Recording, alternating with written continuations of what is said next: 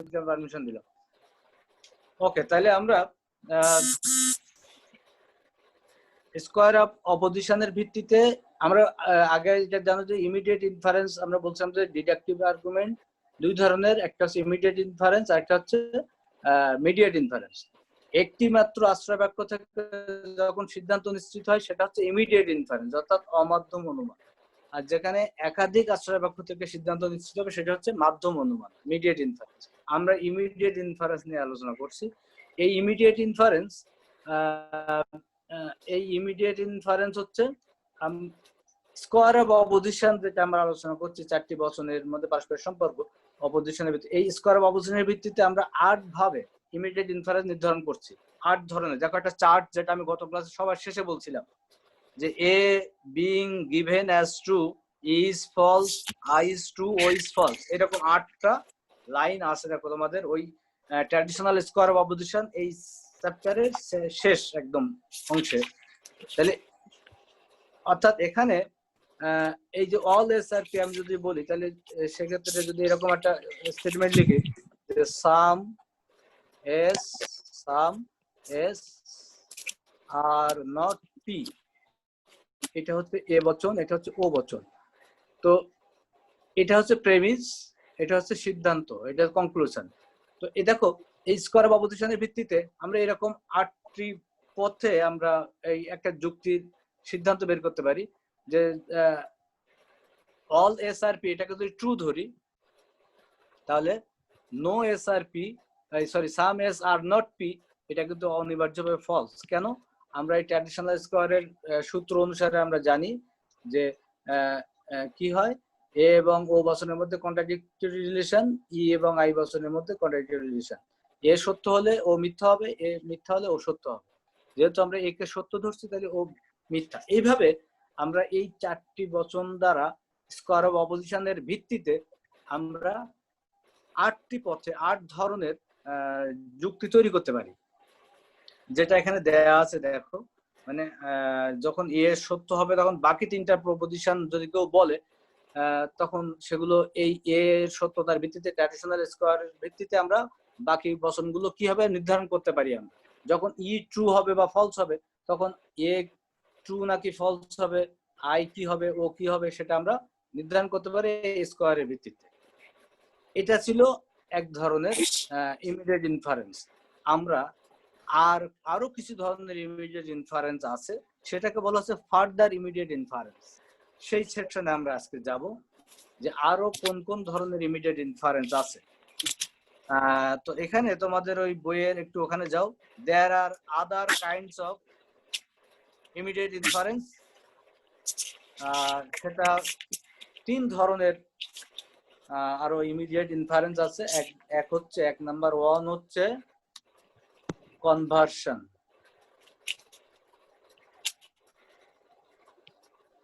Conversion বাংলায় যদি আমরা বলি তাহলে এটা কি হবে? বাংলায় বলে এটা হবে আবর্তন। আর 2 নাম্বার হচ্ছে অবভার্সন।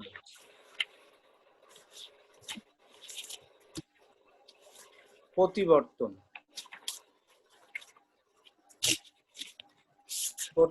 আর 3 নাম্বার হচ্ছে কন্ট্রাপোজিশন।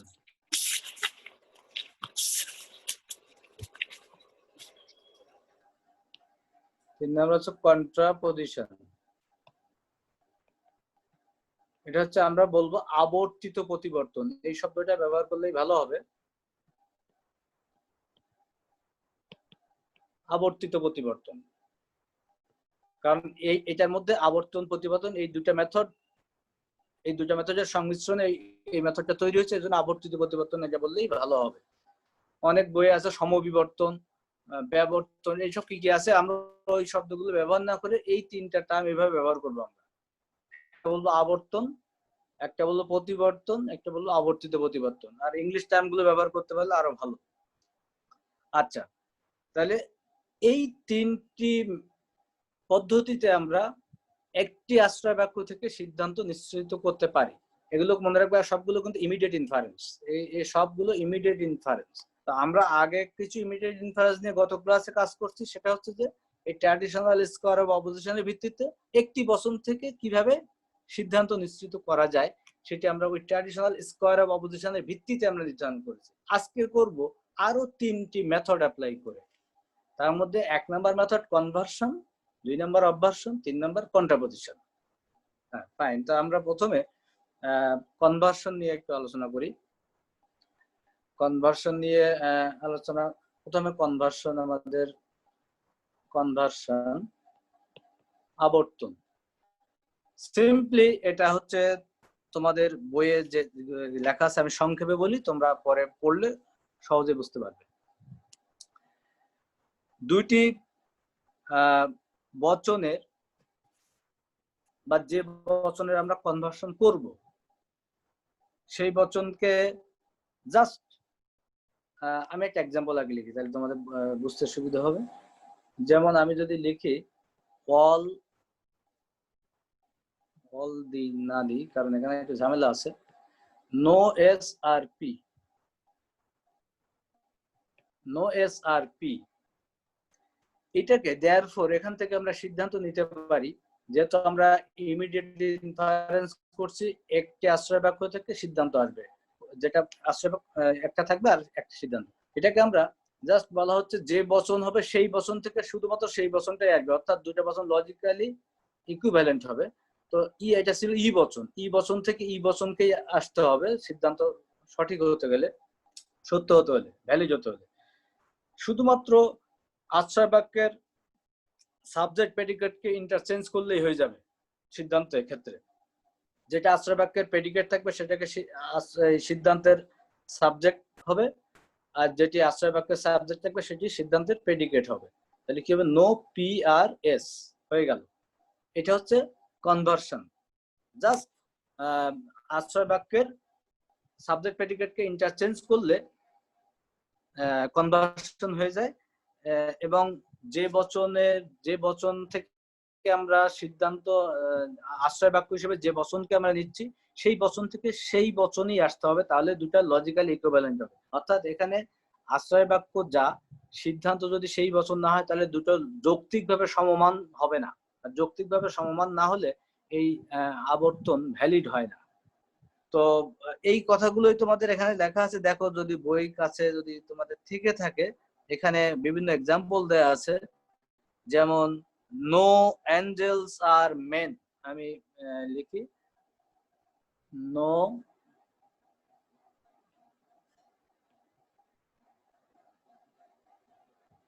নো অ্যাঞ্জেলস আর মেন, এটা ই বচন। তো এখান থেকে আমরা যদি একে কনভার্স করি তাহলে হবে নো, ই বচন থেকে ই বচনই আসতে হবে, নো মেন আর অ্যাঞ্জেলস, এটা হবে। এক্ষেত্রে যে আশ্রয় বাক্যটিকে বলা হবে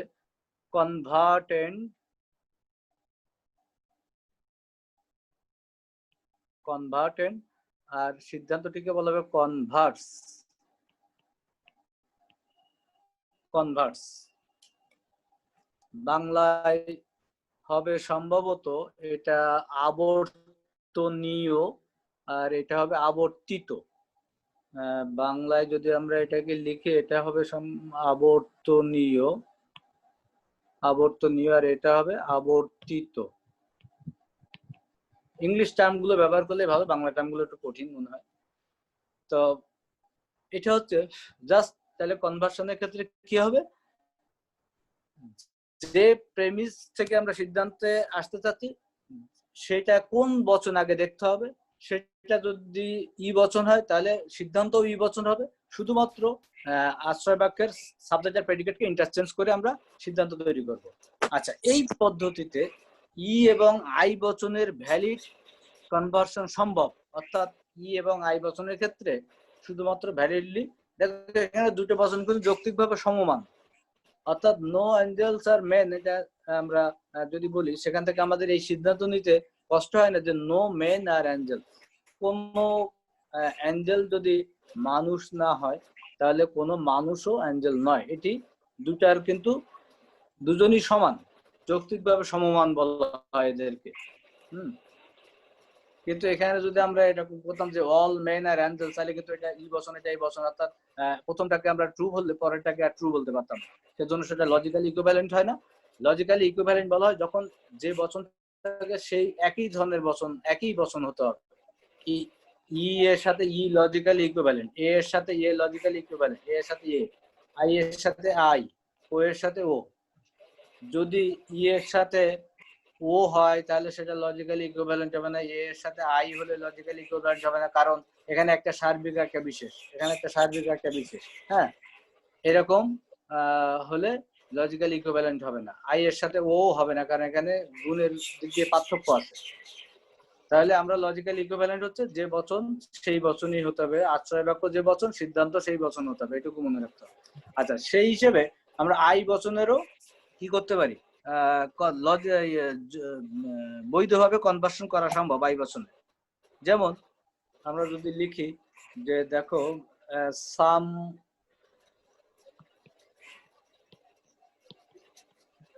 রাইটার্স আর ওমেন, দেয়ারফর আমরা এটা আই বচন, যেহেতু আবার আই বচনই হবে, তাহলে আমরা সাবজেক্ট প্রেডিকেট ইন্টারচেঞ্জ করব, সাম ওমেন আর রাইটার্স।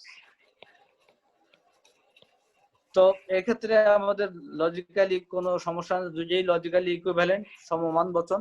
এটাকে যদি ট্রু বলি তাহলে এখান থেকে এই সিদ্ধান্ত আসতে কোনো সমস্যা হয় না। কিছু রাইটার যদি উইমেন হয় তাহলে আমরা উল্টাভাবে বলতে পারি কিছু উইমেন হয় রাইটার।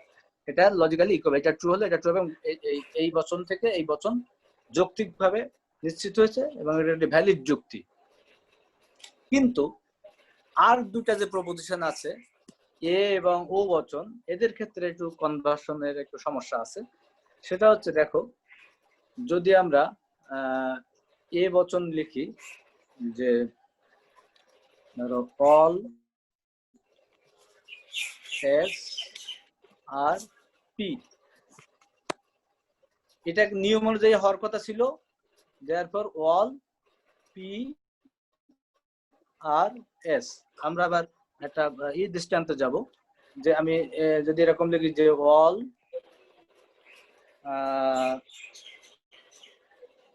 লিখি all animals, all dogs are animals, ধরো আমি লিখলাম এরকম অল ডগস আর অ্যানিমেল। এটা কিন্তু কোনো সমস্যা নেই, কারণ সকল ডগই অ্যানিমেল, এটা আমরা জানি। এখান থেকে নিয়ম অনুযায়ী সিদ্ধান্ত আসবে কি, এ বচন থেকে এ বচন আসতে হবে যদি লজিক্যালি ইকুইভ্যালেন্ট হতে হয় এবং বৈধ হতে হয়। অল, এখানে সাবজেক্ট প্রেডিকেট, হ্যাঁ রাইট, সাবজেক্ট প্রেডিকেট ইন্টারচেঞ্জ করো, প্রেডিকেট সাবজেক্ট হবে অল অ্যানিমেলস আর ডগস, রাইট, আর ডগ। ফাইন। এখন এই কথাটা কি ঠিক হলো? এটা কি ঠিক হলো বলো এবার? আমরা অল ডগস আর অ্যানিমালস, এটা ঠিক আছে, আপত্তি নেই, কিন্তু অল অ্যানিমালস আর ডগ, সব অ্যানিমাল যদি ডগ হয়ে যায় তাহলে তো হবে কি হবে? হ্যাঁ, সেটা হয় না। তাহলে এটা কিন্তু ফলস, এটা কিন্তু এই স্টেটমেন্টটা ফলস, অথচ এটা ট্রু স্টেটমেন্ট ছিল এটা। সেজন্য এটা লজিক্যালি ইকুইভ্যালেন্ট নয়, মানে এখান থেকে এ থেকে এ বচনে আসা যায় না, কনভার্সন মেথডের মাধ্যমে এ থেকে এ বচনে আসা যায় না। সেজন্য এ বচনের কনভার্সন ভ্যালিড হয় না। কিন্তু একটা পদ্ধতিতে ভ্যালিড করা যায়, সেই পদ্ধতির নাম হচ্ছে বাই লিমিটেশন পদ্ধতি বা সীমায়িত আবর্তন পদ্ধতি, conversion by limitation. Conversion by সেটাকে বলা হয়, সেটা আমি দেখাচ্ছি এখন, সেটাকে বলা হয় কনভার্সন বাই লিমিটেশন। এটাকে বলা হয় কনভার্সন বাই লিমিটেশন বা কনভার্সন পার অ্যাক্সিডেন্ট। কনভার্সন পার অ্যাক্সিডেন্ট, কনভার্সন পার অ্যাক্সিডেন্ট, অ্যাক্সিডেন্টস না, অ্যাক্সিডেন্টস, ডিএনএস। আচ্ছা, এইটা সেই মেথডটা কি সেটা আমরা এখন একটু দেখি। যে বলা হচ্ছে যে all dogs are animals, animals. Fine. এটা যেহেতু এ থেকে এই বচন বৈধভাবে আসে না কনভার্সন পদ্ধতিতে, সেটা সম্পূর্ণ ভিন্ন ধরনের বচন হয়ে যায়, অর্থাৎ একটা ভিন্ন প্রপোজিশন, ভিন্ন বলতে যে অল অ্যানিমালস আর ডগস হয়ে যায়, যেটা সত্য না, যেটা ফলস প্রপোজিশনে চলে আসতে হয়। সেজন্য কিন্তু প্রপোজিশন তো ফলস হলে হবে না, সত্য আশ্রয় বাক্য থেকে সত্য সিদ্ধান্ত আসলে সেটা বৈধ হবে, তা নাহলে অবৈধ হবে। তো এখানে বলা হচ্ছে যে সাব অল্টারনেশন পদ্ধতি আমরা একটু আগে শিখে আসছি, যে এ বচনের করেসপন্ডিং প্রপোজিশন হচ্ছে আই বচন, অর্থাৎ সাব অল্টার্ন প্রপোজিশন এ বচনের, এই যে আমরা যেটা বলছিলাম এখান থেকে এরকম এ ই আই ও, এর করেসপন্ডিং হচ্ছে আই বচন। তো এ বচন সত্য হলে আই বচনও সত্য হবে। তো আমরা এই বচনটাকে আই বচনে কনভার্ট করে ফেলি, তাহলে কি হয়, some dogs are animals are animals। এখন এই আই বচনটিকে কে যেন হাত রেজ করছে, কে কিছু বলবে? কে নামটা তো নাই, গ্যালাক্সি কি যেন না, অপো। আচ্ছা যাক, বলার হলে আনমিউট করে বলো। আচ্ছা, তাহলে আমরা এ থেকে আই বচন কিভাবে পাইলাম? স্কোয়ার অফ অপোজিশনের মাধ্যমে। এ থেকে আই বচন ভ্যালিডলি আমরা অনুমান করে নিতে পারি, যদি এ বচন সত্য হয় তাহলে আই বচন সত্য হবে, আমরা সাব অল্টারনেশন সূত্র অনুসারে জানি। তো সেখান থেকে পাইলাম অল ডগস আর অ্যানিমালস, এটা ট্রু। তাহলে সেটা থেকে আমরা বলতে কোনো আপত্তি নেই যে সাম ডগস আর অ্যানিমালস, এটা অবশ্যই ট্রু হবে। যেহেতু all dogs are animals true, তাহলে সাম ডগস আর অ্যানিমালস এটা ট্রু হবে। এখন আমরা এই আই বচনের কনভার্সন করতে পারি বৈধভাবে। আমরা একটু আগে দেখলাম আই বচনের কনভার্সন করলে কি হবে, আই বচন থেকে আই বচন নিয়ে আসবে, সাম জাস্ট এইদিকে দাও, ওই ইন্টারচেঞ্জ করি, অ্যানিমালস আর আর ডগস, রাইট। হ্যাঁ, এটা হলো। তাহলে আমরা ফাইনালি পাইলাম এ থেকে আই বচন, অর্থাৎ এই বচনের সরাসরি, কিন্তু কনভার্সনের শর্ত হচ্ছে, এটা আবারও বলে রাখি, কনভার্সনের শর্ত হচ্ছে যে বচন থেকে সিদ্ধান্তে আসবো আমরা, সিদ্ধান্ত বচন এবং আশ্রয় বাক্য দুটি লজিক্যালি ইকুইভ্যালেন্ট হতে হবে, অর্থাৎ যৌক্তিকভাবে সমমান বচন হতে হবে। আর যৌক্তিকভাবে সমমান বলতে একই বচন হতে হবে, সেম বচন হতে হবে। হ্যাঁ, সাবজেক্ট প্রেডিকেট ইন্টারচেঞ্জ হতে পারে, কিন্তু বচনের গুণ ও পরিমাণ সেম থাকতে হবে কনভার্সনের ক্ষেত্রে। পরিমাণ তাদের মধ্যে সামঞ্জস্য থাকতে হবে। তো এখানে আমরা এ থেকে আই বচন পেয়েছি, এটা কিন্তু লজিক্যালি ইকুইভ্যালেন্ট হয় না। তারপরও ট্র্যাডিশনাল লজিশিয়ান তারা বলছেন যে এটি এই সাব অল্টারনেশন যেহেতু মেনে চলে, অর্থাৎ এ থেকে আই বচনকে আমরা ভ্যালিডলি ইনফার করতে পারি, ডিডিউস করতে পারি। আর যেহেতু আই বচনের কনভার্সন করা যায়, তাহলে এ থেকে বাই লিমিটেশন পদ্ধতিতে আমরা আই বচন পেতে পারি, যেটা ভ্যালিড। তাহলে এখানে তোমাদের লিখতে হবে সেক্ষেত্রে conversion by limitation, by limitation বা সীমায়িত আবর্তন। বাংলায় যদি লিখি আমরা কি হবে, সীমায়িত আবর্তন।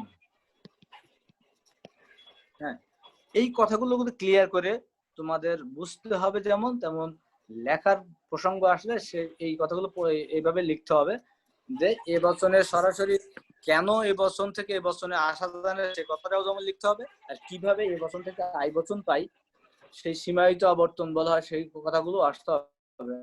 আমরা যেমন আমি গত বিভিন্ন ইয়ারে দেখছি, ফার্স্ট ইয়ারে যারা লজিক পরীক্ষা দিছে তারা কিন্তু অনেকেই এই বিষয়টা ক্লিয়ার করে লিখতে পারে নাই। শুধুমাত্র কেউ লিখে দিছে যে এ বচন থেকে আই বচন, সরাসরি লিখে দিচ্ছে কনভার্সন বাই লিমিটেশন বা এই মেথডটা কেন, সেটা কিছুই ব্যাখ্যা দেয় নাই, শুধু এ থেকে আই বচন লিখে দিয়ে দিছে। এটা কিন্তু ঠিক হয় নাই। সেজন্য তোমাদের বলছি যে এটা কিন্তু সঠিকভাবে লিখতে হবে, যে কেন এ থেকে আমরা এই বচন পাই না। প্রথম কথা হচ্ছে পাই না কেন।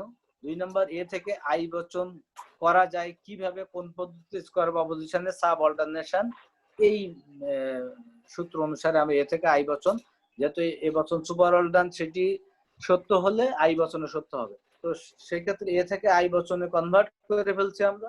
আমরা স্কয়ার অফ অপোজিশন অনুসারে এখন আই বচনকে আমরা কনভার্সন করতে পারি, কিন্তু সেটি 100% বৈধ না, সেটাকে সীমায়িত আবর্তন বা কনভার্সন বাই লিমিটেশন বা কনভার্সন পার অ্যাক্সিডেন্টস বলা হয়। হ্যাঁ, এটা। এখন আরেকটা বচন রইল ও বচন। ও বচনের কনভার্সন করা যায় কিনা আমরা সেটা দেখব। ও বচনের আগেই বলে দিই, ও বচনের কনভার্সন নট ভ্যালিড। কেন ভ্যালিড হয় না সেটা এখন আমাদের জানতে হবে, যে ও বচনের কি দোষ করলো যে ও বচনের কনভার্সন ভ্যালিড হবে না। আচ্ছা, এবার দেখি আমরা ও বচনের সমস্যাটা কোথায়। আমরা একটা ও প্রপোজিশন লিখি যে some animals are not dogs, এটা লিখলাম আমরা।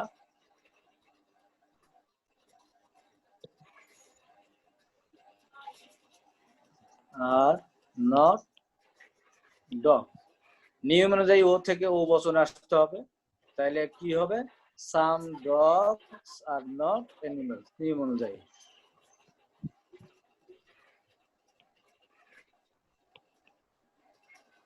হ্যাঁ, তাহলে এটা কি বৈধ হলো? দেখো তোমরা নিজেরাই বুঝতে পারবা। Some animals are not dogs, এটা সত্য কথা, এটা 100% সত্য। সব অ্যানিমাল তো ডগ না, কিছু অ্যানিমাল ডগ। সুতরাং some animals are not dog, এটা আমরা নিশ্চিতভাবে বলতে পারি যে সব অ্যানিমাল শ্রেণীর সবাই ডগ শ্রেণীর মধ্যে পড়ে না। সুতরাং এটা সত্য কথা, 100% সত্য। সেখান থেকে আমরা যদি এই সিদ্ধান্ত নিই, therefore some dogs are not animals, এমন কোন কুকুর আছে যারা অ্যানিমাল গোত্রের মধ্যে পড়ে না? নাই, এটা ডাহা মিথ্যা কথা, এটা একটা ফলস স্টেটমেন্ট। তাহলে ও থেকে ও বচনকে ডিডিউস করতে পারি না আমরা বৈধভাবে। আচ্ছা, অন্য পথে যাওয়া যায় কিনা, যেটা নাকি এর ক্ষেত্রে করলাম আমরা, সেই পথে অগ্রসর হয়ে আমরা সফল হতে পারি কিনা দেখা যাক।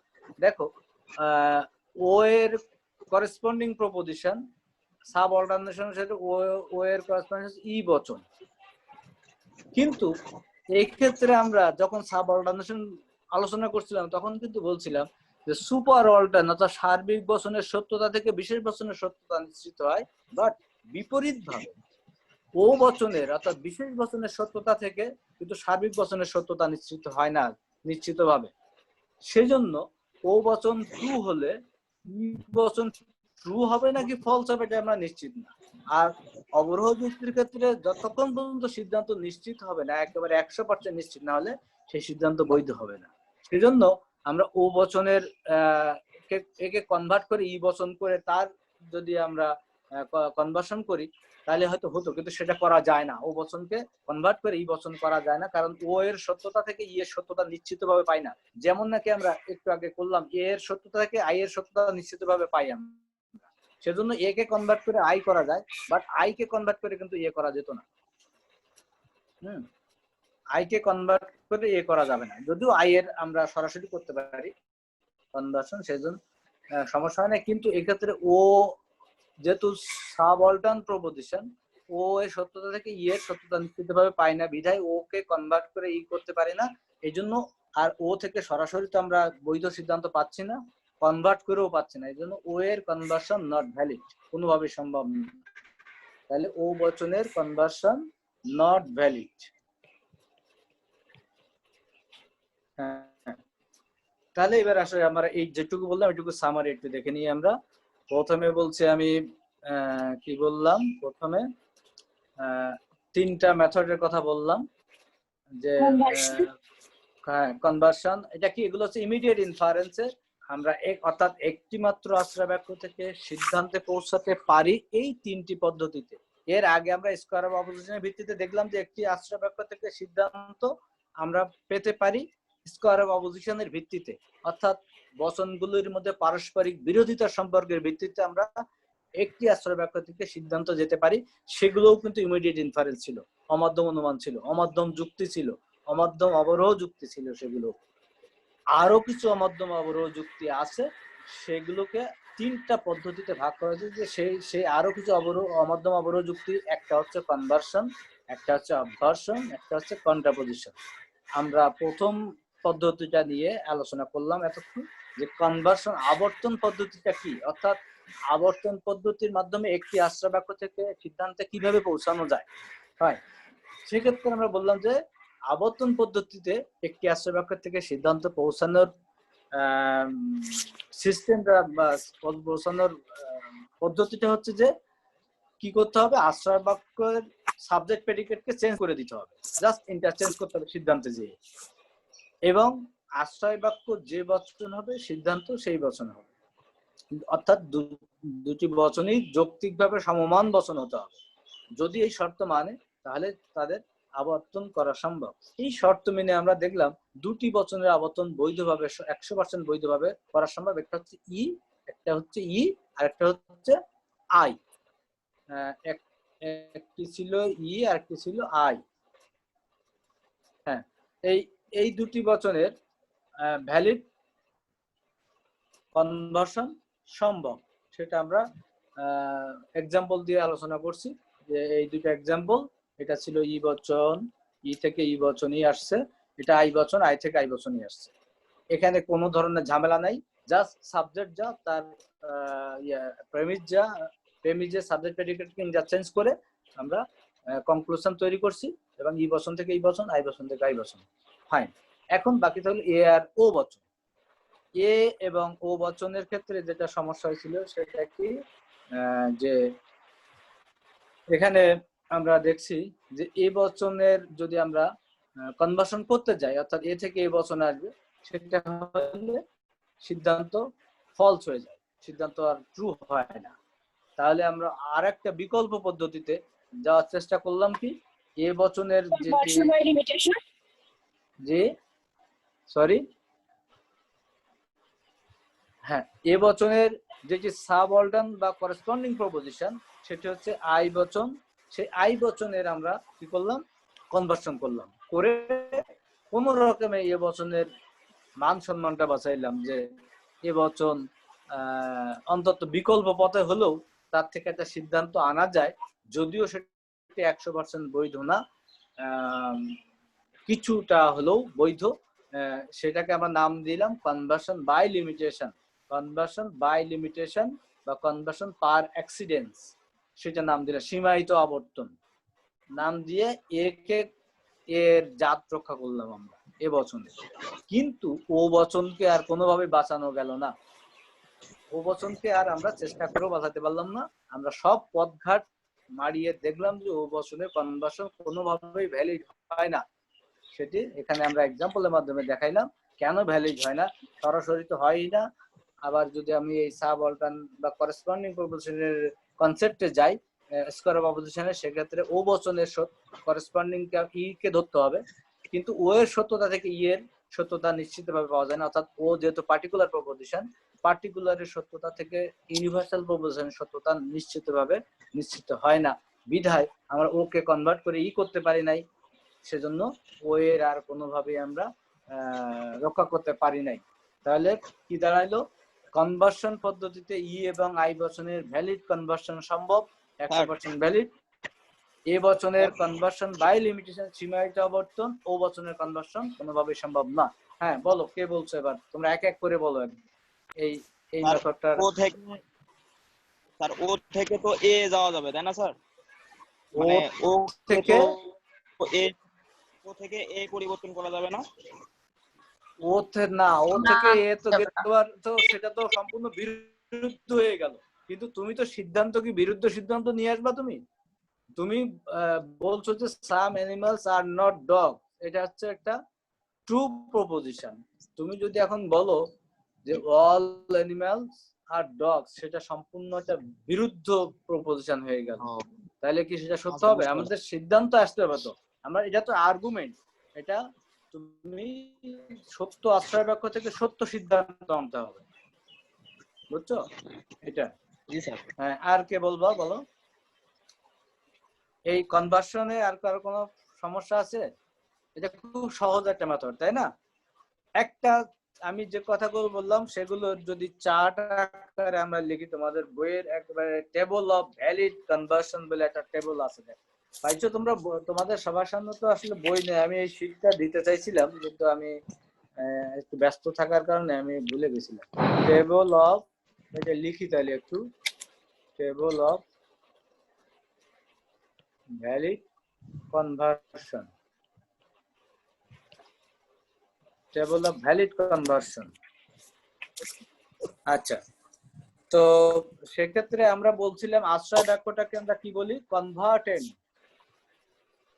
কনভার্টেন্ট। আর সিদ্ধান্তটিকে আমরা কি বলি? কনভার্স। কনভার্স। আচ্ছা, তাহলে আমরা এখন লিখি এ বচন লিখি। আমরা এখন সিম্বলিক ফর্মে লিখব।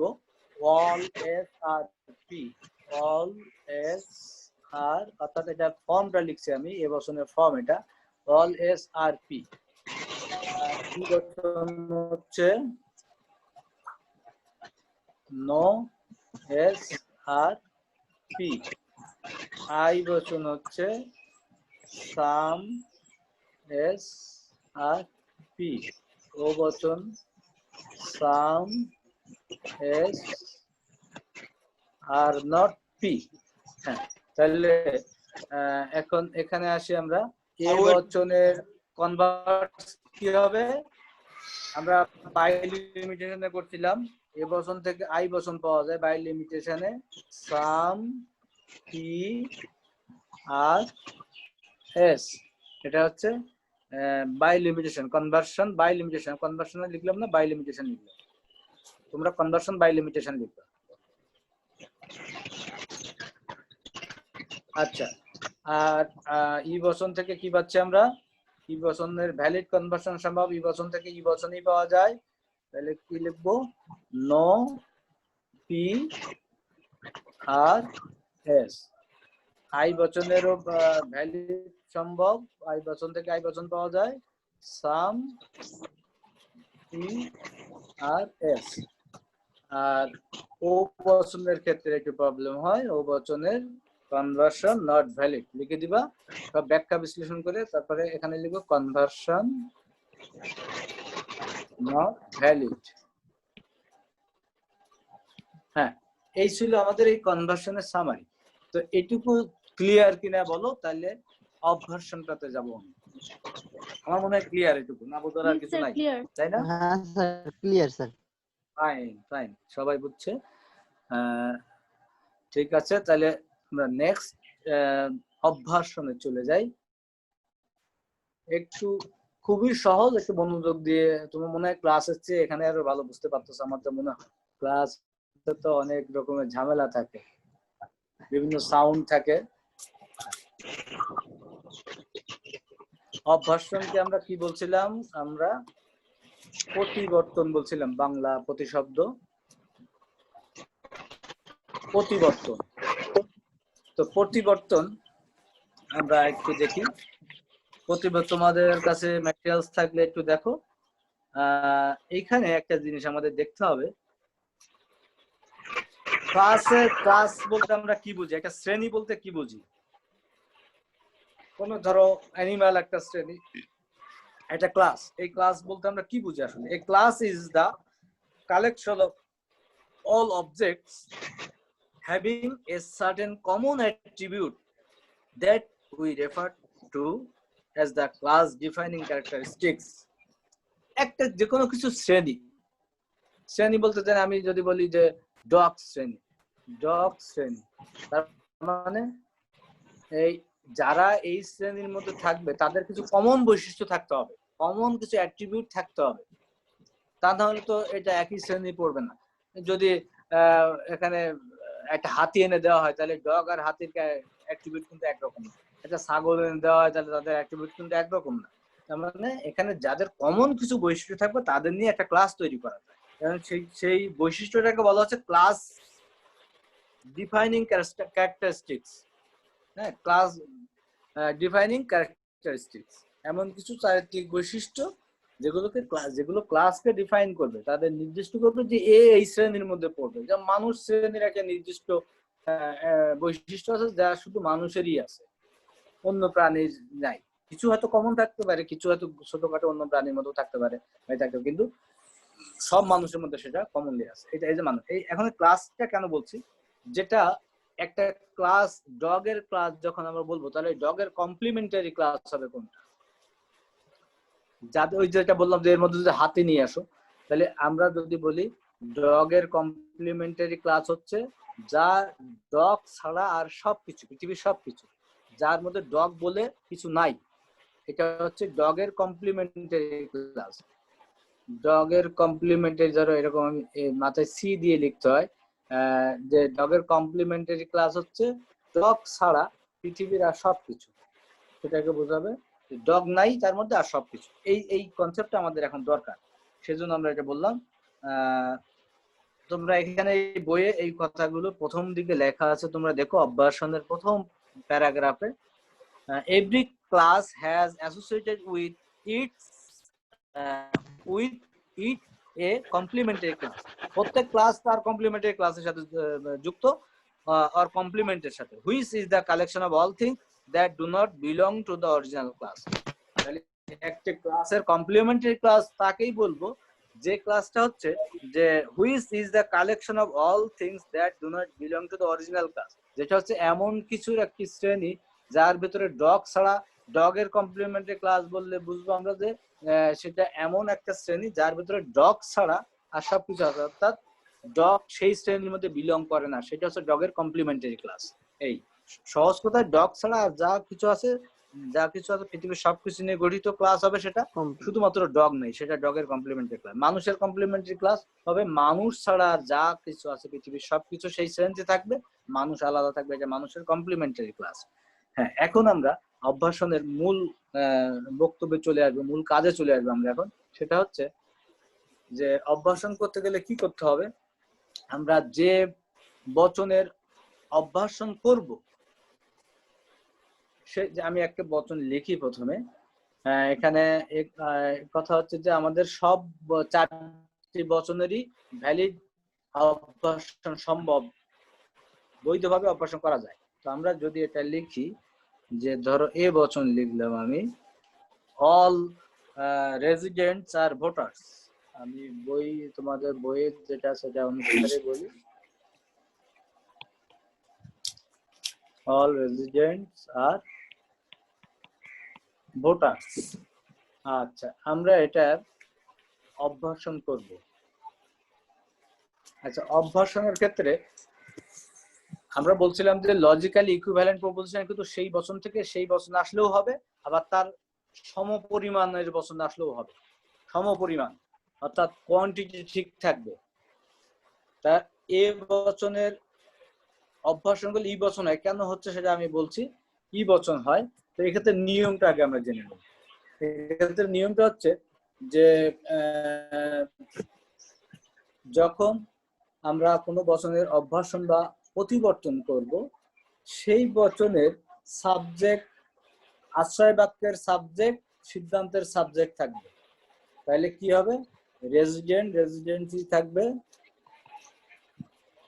আচ্ছা, আর যে বচন হবে তার বিপরীত বচনটা এখানে হবে, বিরুদ্ধ না কিন্তু। তাই বিপরীত বচনটা হবে, অর্থাৎ সার্বিক বচন হলে সার্বিক বচনই হবে, কিন্তু কোয়ালিটি চেঞ্জ হবে। তো সার্বিক বচন এ বচনের কোয়ান্টিটি ঠিক রেখে কোয়ালিটি ভিন্ন হবে ই বচনই। তাহলে আমরা এখানে নিয়ম অনুযায়ী ই বচন লিখতে গেলে নো দিয়ে শুরু করতে হবে, নো রেজিডেন্টস। আর শুধুমাত্র এখন যেটা চেঞ্জ করতে হবে, এই যে আশ্রয় বাক্যের যেটি প্রেডিকেট টার্ম থাকবে সেটির কমপ্লিমেন্টারি ক্লাস হবে। এই জন্য এতক্ষণ আমি কমপ্লিমেন্ট করতেছিলাম যে কমপ্লিমেন্টারি ক্লাস হবে। তাহলে ভোটারের কমপ্লিমেন্টারি ক্লাস কি হবে, ভোটার ছাড়া আর সবকিছু, তার মানে হবে কি non voter, non voter, non voters. Not না কিন্তু নন, নন।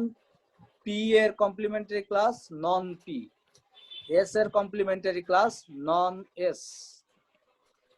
যারই বলবো তার আগে একটা নন শব্দ জুড়ে দিলে সেটা তার কমপ্লিমেন্টারি ক্লাস হয়ে যাবে। তার মানে এখানে ভোটার ছাড়া সবকিছু। এখন এটা মিনিং এর দিক দিয়ে কি যাচ্ছে আমরা একটু দেখি এবার।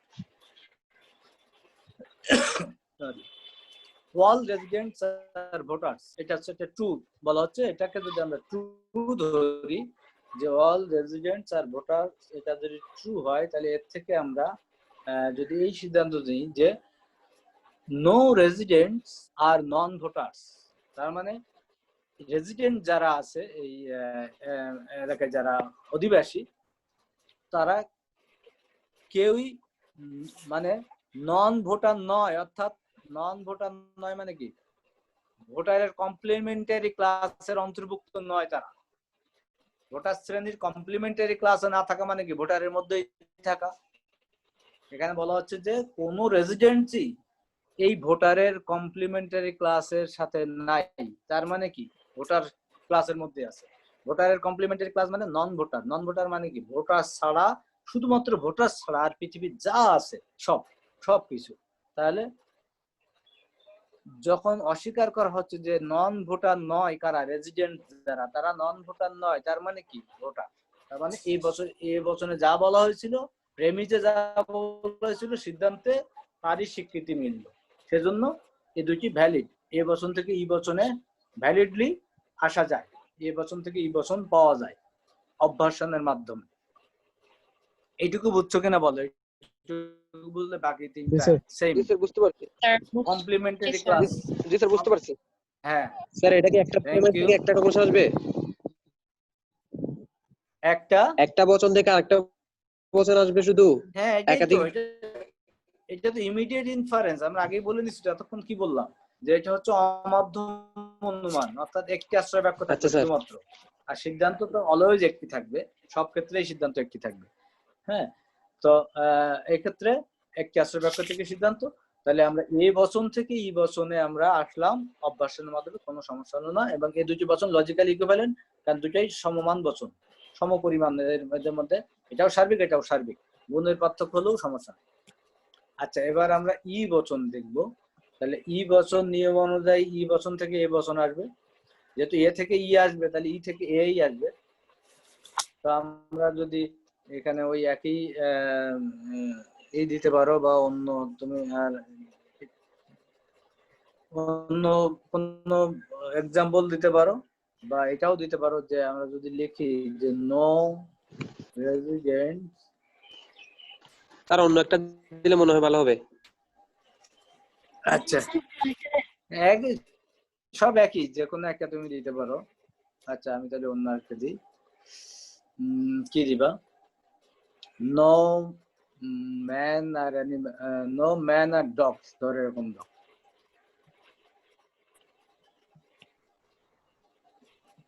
এটা ট্রু প্রপোজিশন, নিঃসন্দেহে ট্রু। নিয়ম অনুযায়ী আমাদের এ বচনে ই থেকে এ বচনে আসবে, তাহলে আমরা অল দিয়ে শুরু করব। অল, সাবজেক্ট ঠিক থাকবে, পপুলার ঠিক থাকবে, অল মেন আর, এটার কমপ্লিমেন্টারি ক্লাস হবে কি হবে সেটা, নন ডগস, তাই না?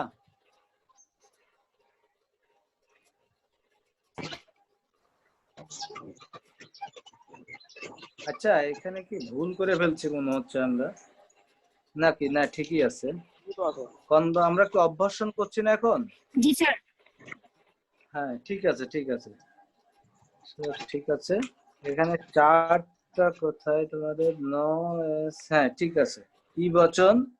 তাহলে এটা কি হলো, এটা দেখো, ই বচনের যদি আমরা এটা সত্য বলি যে নো ম্যান আর ডগ, কোনো ম্যানই ডগ শ্রেণীর অন্তর্ভুক্ত নয়। ঠিক আছে, ফাইন, এটা সত্য। এখন আমরা এই বচনে তার সিদ্ধান্ত হিসেবে কি স্বীকৃতি পেলাম, কি দেখলাম, বলছি অল ম্যান আর নন ডগস। হ্যাঁ, তার মানে কি সকল মানুষই কুত্তা না। নন ডগ।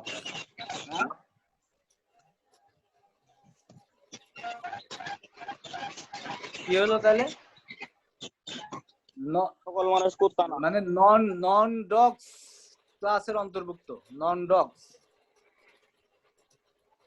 মানে ডগের কমপ্লিমেন্টারি ক্লাস। আচ্ছা স্যার, যেটা প্রেডিকেট থাকবে ওগুলা সবগুলোর সাথে নন লাগিয়ে দিলে হবে? হ্যাঁ, প্রতিবর্তন সবগুলোর সাথে নন লাগে, কিন্তু সেটা তুমি বুঝতেছো কিনা, নন লাগাই দিলে হবে, কিন্তু বুঝতেছো কিনা দেখো, অল মেন আর নন ডগস, তার মানে কি ডগের কমপ্লিমেন্টারি ক্লাসে অবস্থিত, তার মানে ডগ ছাড়া আর সবকিছু, ডগ নয়। আমাদের প্রথম প্রপোজিশন বক্তব্যটা ছিল কোন মানুষই ডগ ক্লাসের অন্তর্ভুক্ত নয়। ঠিক আছে, সেটারই স্বীকৃতি এখানে পাইলাম।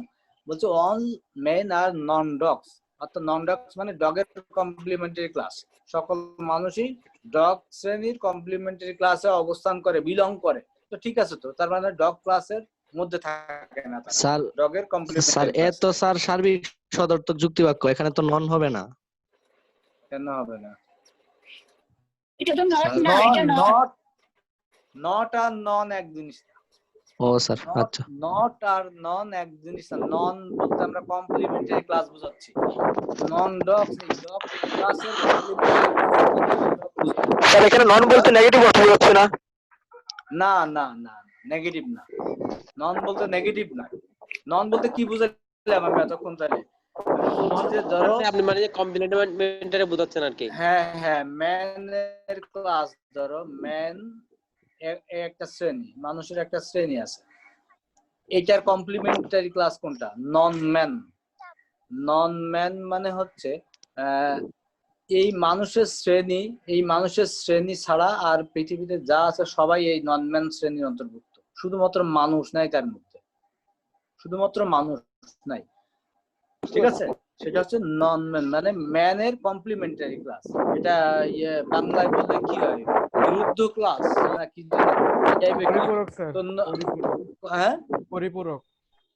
পরিপূরক, রাইট, পরিপূরক শ্রেণী, পরিপূরক শ্রেণী, ম্যানের পরিপূরক শ্রেণী। নন ম্যান মানে ম্যানের পরিপূরক শ্রেণী, তার মানে তার ভিতরে ম্যান থাকবে না।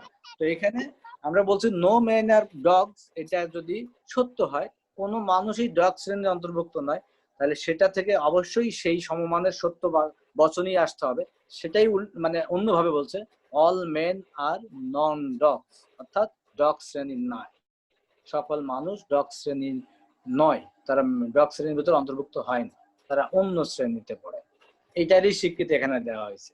একইভাবে আমরা যদি এখন ধরো আই বচনে যাই, আই বচনে তুমি একটা লেখো যে সাম মেটালস আর কন্ডাক্টরস।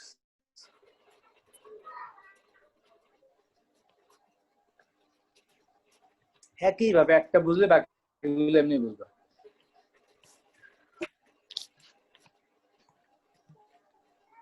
আচ্ছা, তাহলে আমাদের নিয়ম অনুযায়ী আই থেকে কোন বচন আসবে? আই থেকে কোন বচন আসবে? স্যার ও বচন। ও হ্যাঁ, ও ও বচন আসবে। হ্যাঁ, এই আই এর বিপরীত বচন আসবে আই। হ্যাঁ, আচ্ছা, কিন্তু এদের কোয়ান্টিটি কিন্তু ঠিক থাকবে, তা নাহলে লজিক্যালি ইকুইভ্যালেন্ট হবে না। তাহলে ও বচন আসলে কি হবে? সাম মেটালস, সাবজেক্ট ঠিক থাকবে, আর ও এর কারণে এখানে নট হবে। এবার দেখো নট আর নন এর, আর এটার কমপ্লিমেন্টারি ক্লাস হবে কি? নন, নন কন্ডাক্টরস। বুঝছো? দেখো নট দেওয়ার পরে নন দিছে, কিন্তু সাম মেটালস আর নট নন কন্ডাক্টরস। এই কন্ডাক্টরের কমপ্লিমেন্টারি ক্লাস, এটার কমপ্লিমেন্টারি ক্লাস এইটুকু, নন কন্ডাক্টর, আর এটা ও এর জন্য নট। আর এখানে কি বলা হচ্ছে? সাম মেটালস আর কন্ডাক্টর, কিছু মেটাল সম্পর্কে বলা হচ্ছে, সেগুলো হচ্ছে কন্ডাক্টর, ঠিক আছে? তো সেটাকেই আমরা এখানে উল্টাই বলছি একটু, যে সাম মেটালস আর নট নন কন্ডাক্টরস। তার মানে কিছু মেটাল নন কন্ডাক্টর, অর্থাৎ কন্ডাক্টরের কমপ্লিমেন্টারি ক্লাস নয়। তার মানে কন্ডাক্টর, কন্ডাক্টরের কমপ্লিমেন্টারি ক্লাস নয় মানে কি? কন্ডাক্টর শ্রেণীর মধ্যে স্যার পড়ে। একটা প্রশ্ন ছিল। একই কথাই বলা হয়েছে। হ্যাঁ বলো। স্যার আমরা যখন পরীক্ষার খাতা লিখবো বাংলাতে, তখন আমরা এই এক্সাম্পল গুলা কি ইংলিশে লিখবো নাকি বাংলা লিখতে হ্যাঁ, হবে? ইংলিশে দেবে, এক্সাম্পল গুলো ইংলিশে দেবে। বাংলা লিখতে গেলে এগুলো তোমরা ঝামেলা করে বলবে যে নন শব্দটার অর্থ কি, কি লিখবা। ধরো সবাই এরকম লেখে, আমি বলি, তুমি ভালো প্রশ্ন করছো, এটা অনেকেই ঝামেলা করে এক্সাম্পল গুলো। হ্যাঁ, সেগুলো সবাই এরকম উল্টাপাল্টা লেখে। যেমন লেখে যে ধরো সকল, এরকম লেখে, সাধারণত এরকম লেখে, সকল মানুষ হয় মরণশীল, না প্রতিবার তো কি যেন এরকম লেখে। হ্যাঁ, এরকম মরণশীল। তারপরে লেখে যে কোন মানুষ নয় কি যেন অমর বা এই টাইপের কি কি কি যেন লেখে, বুঝছো? সেগুলো আসলে কারেক্ট হয় না। হ্যাঁ, তারপরে এই জন্য ইংলিশে এগুলো এক্সাম্পল গুলো দিবা। স্যার কেউ যদি বাংলাতে দিতে পারে তাহলে কি প্রবলেম হবে? যদি সঠিকভাবে দিতে পারে তাহলে হবে, প্রবলেম হবে না। আচ্ছা স্যার আমরা বিশ্লেষণ তো সব বাংলা লিখতে পারবো। হ্যাঁ হ্যাঁ, বিশ্লেষণ বাংলা দিতে পারবো, এটা ইংলিশে দিতে পারবা এক্সাম্পল গুলো। শুধুমাত্র আমরা এক্সাম্পল গুলো কোনো ডিফারেন্ট হবে? লিখবো। হ্যাঁ হ্যাঁ হ্যাঁ, যেমন তুমি অ কুকুর, এই তুমি নন ডগ মানে কি দিবা? নন ডগ, নন ডগ কি? বা ধরো এই যে যেমন আবর্তনের ক্ষেত্রে আমি বলি, আবর্তনের ক্ষেত্রে কি লেখে? হ্যাঁ, এবার মনে পড়ছে যে এর লেখে সকল মানুষ হয় মরণশীল। এখন এখানে তো চেঞ্জ হবে, এই ধরো সে আই কোনো বসন কোনো করবে। মরণশীল মানুষ নয় মানুষ। এই যে কোন কোন শব্দটা এইভাবে আমরা কিন্তু ইউজ করি। ও বচনে ই বচনের ক্ষেত্রে কোনো দিবে, কোনো দেওয়ার দরকার নেই। কোনো শুধু নো ম্যান, নো কোন মরণশীল বস্তু নয় মানুষ। এখানে আর কিছুর পরিবর্তে কোনো লেখা যাবে না, কিছুই লিখতে হবে। কোনো এই মানুষ যেমন হইলো অমরণশীল।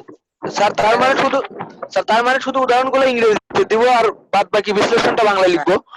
দিলে তোমাদের জন্য সুবিধা হবে, আমাদের বুঝতে সুবিধা হবে। এটা অভ্যাসন করতে কি হয়? আই বচন আসে অভ্যাসন, আমি সরি কনভার্সন করলে আই বচন আসে কি লিখবো? যে কিছু এই প্রেডিকেট সাবজেক্ট হবে মরণশীল হয় মানুষ। মানুষ। কিন্তু সেক্ষেত্রে এরা কি লেখে? কোন ওই যে একটু আগে বললো কোন মরণশীলের মানুষ, কোন দিয়ে এটাকে ইয়ের কোন না কিসের কোন কিছু শব্দ মানে কোন এরকম ঠিক ভালো লাগে। কতক মানুষ তারপরে লেখা এক্ষেত্রে যদি কতক মানুষ। হ্যাঁ, এক্ষেত্রে ধরো না, এক্ষেত্রে তোমার এই অভ্যাসন করতে গেলে যখন তুমি মানুষের নন ম্যান লিখতে যাবে তখন অমানুষ হয়ে যাবে, অমানুষ। কেমন দেখা? যদি তুমি অমানুষ লেখো তাহলে অ দিয়ে এরকম একটা হাইফেন দিয়ে তারপর মানুষ লিখবে। এটা বাংলা। কুকুর শ্রেণীর বিরুদ্ধ বা কমপ্লিমেন্টারি কুকুর শ্রেণীর পরিপূরক ক্লাস হচ্ছে কুকুর অ দিয়ে হাইফেন দিয়ে কুকুর, এরকম হচ্ছে নন ডগস লেখা অনেক বেটার, সেটা বলতে যাচ্ছে আর কি। তাহলে আমরা দেখলাম যে আই পর্যন্ত লিখলাম আমরা অবভার্সন, যে আই কি সাম মেটালস আর কন্ডাক্টরস। অবভার্সনের নিয়ম কি? অবভার্সনে যে বচন থাকে তার বিপরীত বচনটা আসবে, বিপরীত বচন আই এর ও, অর্থাৎ পরিমাণ ঠিক রেখে গুণগত পরিবর্তন হবে এবং সাবজেক্ট টার্ম ঠিক থাকবে। তাহলে সাম মেটালস থাকলো। আর প্রেডিকেট টার্মের অর্থাৎ আশ্রয় বাক্যের প্রেডিকেটের কমপ্লিমেন্টারি ক্লাস বসবে সিদ্ধান্তে দিলে। এইভাবে আমরা এই আই ও চারটি বচনেরই বৈধভাবে অভ্যাসন করা সম্ভব। ও বচন তুমি দেখো একটা আমরা একই ধরনের লিখি, তাহলে তোমাদের আরো বুঝতে সুবিধা হয়। তোমরা যেমন সাম, বইয়ে এটা একটু বড় শব্দ দেওয়া আছে লিখতেছি না। সাম metals are not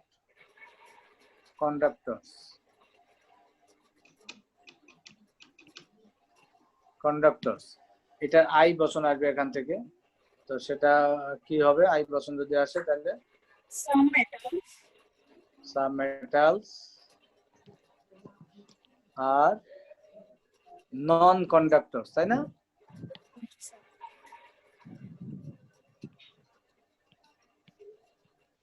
some metals আর নন কন্ডাক্টরস, এই হয়েছে কিনা দেখো। এটা ও বচন থেকে আই বচন আসলো, সাবজেক্ট রাখলাম, আর এই প্রেডিকেট এটার কমপ্লিমেন্টারি ক্লাস করলাম। অর্থের কোনো চেঞ্জ হয় না, দেখো অর্থের চেঞ্জ হবে না। অর্থাৎ সত্য আশ্রয় বাক্য থেকে সত্য সিদ্ধান্ত আসবে ভ্যালিড হতে গেলে। তাই আসলো সাম মেটালস আর নট কন্ডাক্টরস, কিছু মেটাল কন্ডাক্টর নয়, কন্ডাক্টর শ্রেণীর অন্তর্ভুক্ত নয়। এটা হচ্ছে আশ্রয় বাক্য। সেখান থেকে আমরা বললাম যে হ্যাঁ, সাম মেটালস আর কিছু মেটাল হয় নন কন্ডাক্টর শ্রেণীর অন্তর্ভুক্ত, তার মানে নন কন্ডাক্টর শ্রেণীর অন্তর্ভুক্ত মানে কন্ডাক্টর। নন কন্ডাক্টর মানে কন্ডাক্টর ছাড়া আর সবকিছু, কন্ডাক্টর নয়, ঠিক আছে। এখানেও কন্ডাক্টর নয় বলছে, নন কন্ডাক্টর মানে কন্ডাক্টর ছাড়া আর অন্য কোনো শ্রেণীতে আছে, এখানেও তাই বলছে। কিছু মেটাল কন্ডাক্টর নয়, এখানেও তাই বলছে যে কিছু মেটাল কন্ডাক্টরের পরিপূরক ক্লাসে, অর্থাৎ কন্ডাক্টর ক্লাসে না, একই কথাকে ঘুরিয়ে বলা হয়েছে। তো এটা যদি একটা চার্ট আমরা লিখি ওই আগের মতো করে, এক্ষেত্রে আচ্ছা স্যার, হ্যাঁ আমি এটা বলে নিই, তারপর তুমি বলো যে এখানে আশ্রয় বাক্যটাকে কি বলা হবে? অবভার্টেন। আগে বলছিলাম কনভার্টেন, এবার বলবো অবভার্সন, যেহেতু অবভার্টেন, ঠিক আছে। আশ্রয় বাক্য কি? অবভার্টেন, TEND। আর স্যার সিদ্ধান্ত? সিদ্ধান্ত অবভার্স, আগে কনভার্স ছিল, এবার হবে অবভার্স, সিদ্ধান্ত হবে অবভার্স, ঠিক আছে। অবভার্টেন, অবভার্স। হ্যাঁ, এখন কি বলতে চাচ্ছিল কে? বলো, কে বলতে স্যার চাইছিল? আমি বলছিলাম আমরা যখন অবভার্সন করব সবগুলা ভ্যালিডিটি বের হবে, ইনভ্যালিড বের হবে না কখনো? না, অবভার্সনের কোনো ইনভ্যালিড নেই, সবগুলো ভ্যালিড। আচ্ছা স্যার, থ্যাংক ইউ। অবভার্সনের ক্ষেত্রে সবগুলো স্যার ভ্যালিড। স্যার একটা কোশ্চেন। বলো। স্যার অবভার্সনে কি সব সময় একটি আশ্রয় বাক্য থেকে এই সিদ্ধান্ত গৃহীত হয়? সব ক্ষেত্রেই কনভার্সন, অবভার্সন, কন্ট্রাপোজিশন, এই তিনটা পদ্ধতি সব ক্ষেত্রেই একটি আশ্রয় বাক্য থেকে সিদ্ধান্ত আসবে, কারণ তিনটাই হচ্ছে ইমিডিয়েট ইনফারেন্স, অমধ্যম অনুমান। অমধ্যম অনুমানের তিনটা পদ্ধতি আমরা আলোচনা করছি। অমধ্যম অনুমানটা কি? একটি আশ্রয় বাক্য থেকে সিদ্ধান্ত যাওয়া, সেটা হচ্ছে অমধ্যম অনুমান। কয়টা পথে যাওয়া যায়? এই তিনটি পথে যাওয়া যায়। কনভার্সন একটা পদ্ধতি, এই পদ্ধতিতে আমরা একটি আশ্রয় বাক্য থেকে সিদ্ধান্ত যেতে পারি। অবভার্সন আরেকটা পদ্ধতি, এটার মাধ্যমে আমরা একটি আশ্রয় বাক্য থেকে সিদ্ধান্ত নিশ্চিত করতে পারি। আরেকটা আছে কন্ট্রাপোজিশন, সেখানেও আমরা একটি আশ্রয় বাক্য থেকে সিদ্ধান্ত যেতে পারি। সব ক্ষেত্রে একটি আশ্রয় বাক্য থেকে সিদ্ধান্ত। তো এটার চার্ট একটা আছে, সেটা হচ্ছে এই যে টেবল অফ অবভার্সন, এটাকে আমি লিখবো, লিখলে ভালো হবে, তোমাদের বুঝতে সুবিধা হবে। আচ্ছা, লিখে অবভার্টেন। আমাদের এখানে প্রথমে অবভার্টেন মানে কি? এটা হচ্ছে প্রেমিস, আশ্রয় বাক্য যেটা দেওয়া থাকবে সেটিকে বলে অবভার্টেন, আর যেটিকে সিদ্ধান্ত সেটা বলবো অবভার্স। ওকে, তাহলে আমাদের চারটি বচন আমরা পর্যায়ক্রমে লিখবো এখন। এ বচন, ই বচন, আই বচন, ও বচন। ফাইন, আমরা এক্সাম্পল আমরা সিম্বলিক ফরম্যাটে লিখবো। All S are P, no S are P, some S are P. আবারও বলছি, তোমরা এটার বাংলা করলে, ই বচনের বাংলা করলে কোনো এস নয় পি এভাবে লিখবা। আই বচনের বাংলা করলে কিছু এস হয় পি, কোনো এস হয় পি, এরকম যেন আই বচন ও বচনে করবা না। কোনো সামের পরিবর্তে কোনো এই শব্দটা ব্যবহার করবা না, কিছু। স্যার কিন্তু ই বচনটা আরেকবার বুঝাইলে ভালো হতো। ই বচনটা আরেকবার বুঝাইলে বলতে কি? ই বচনের অভ্যাসন নাকি ই বচনের? হ্যাঁ, সেটা লিখবো, অভ্যাসন লিখবো, আমি জানে লিখবো, আমি বচনগুলো লিখে নিই। আর এখানে হবে some S are not P. Fine, তাহলে আমরা এখন এখানে আসছি, এটার থেকে আমরা কোন বচন পাচ্ছি, এটা থেকে কোন বচন পাচ্ছি, এটা থেকে কোনটা, এটা থেকে কোনটা। আমরা এ থেকে পাচ্ছি কি? অল এস আর পি, এটার অভ্যাসন করলে আমরা ই বচন পাচ্ছি, এ থেকে ই বচন পাই। তাহলে কি করব আমরা? সাবজেক্ট টার্ম ঠিক থাকবে, এ বচনের শুরুই হচ্ছে নো দিয়ে, no S are not P, no S are non P, non P, right, এই তো নন পি। আচ্ছা, এখন আমরা ই বচনের কি আসবে? ই বচন থেকে এ বচন আসবে, তাই না? জি স্যার। ই বচন থেকে সার্বিক থেকে সার্বিক বচনই আসবে, শুধু গুণগত পার্থক্য হবে। অল এস আর এখানেও যেমন এ non-P। থেকে ই আসছে, তাহলে এ বচনের শুরুই করতে হবে অল দিয়ে, অল সাবজেক্ট ঠিক থাকবে এস আর অল নন পি। এস আর, আর এটার S আর কমপ্লিমেন্টারি ক্লাস non-P। হবে নন পি। P। আই বচন থেকে আসবে ও বচন, আই বচন থেকে আসবে ও বচন, ও বচন শুরু হবে সাম দিয়ে, এবং এটা যেহেতু some affirmative S are not non Some P. S are not। Subject term ঠিক থাকবে, সাম এস আর নট, ও এর জন্য নট হবে একটা ও বচন যেহেতু, আর এটার কমপ্লিমেন্টারি ক্লাস হবে কোনটা, পি এর, non P. Some S are not non P. O বচন থেকে আসবে কোনটা, আই বচন। ও বচন থেকে আই আসবে, রাইট। আই আসলে আমাদের সাবজেক্ট ঠিক থাকবে সাম এস আর আর নন নন নন পি। এই এই চারটা হবে। তাহলে এটা হলো আমাদের অবভার্সন, সবগুলো বচনের ভ্যালিড অবভার্সন। এটুকু পর্যন্ত এবার কে কোথায় গলদ আছে বলো, কার কোথায় এখনো একটু সমস্যা আছে বলতে পারো, কারো সমস্যা নাই? একটু আগে যে ই বচন বলতে বলছিল সে কি বুঝতে পারছো? জি স্যার। স্যার এই বচনের বাংলাটা বোঝাই দিলে ভালোই তো, মানে ও বাংলা হচ্ছে এখানে লিখবে তো কোনো এস নয় পি, কোনো এস নয় পি। স্যার নয় কিভাবে হবে এটাই তো বুঝতেছি না। নো যেহেতু, তুমি এখানে নো এস আর পি বলতে কি বুঝছো বলো? তাহলে কোনো বলতে কি ই বচন দেইকা কোনো বলবো?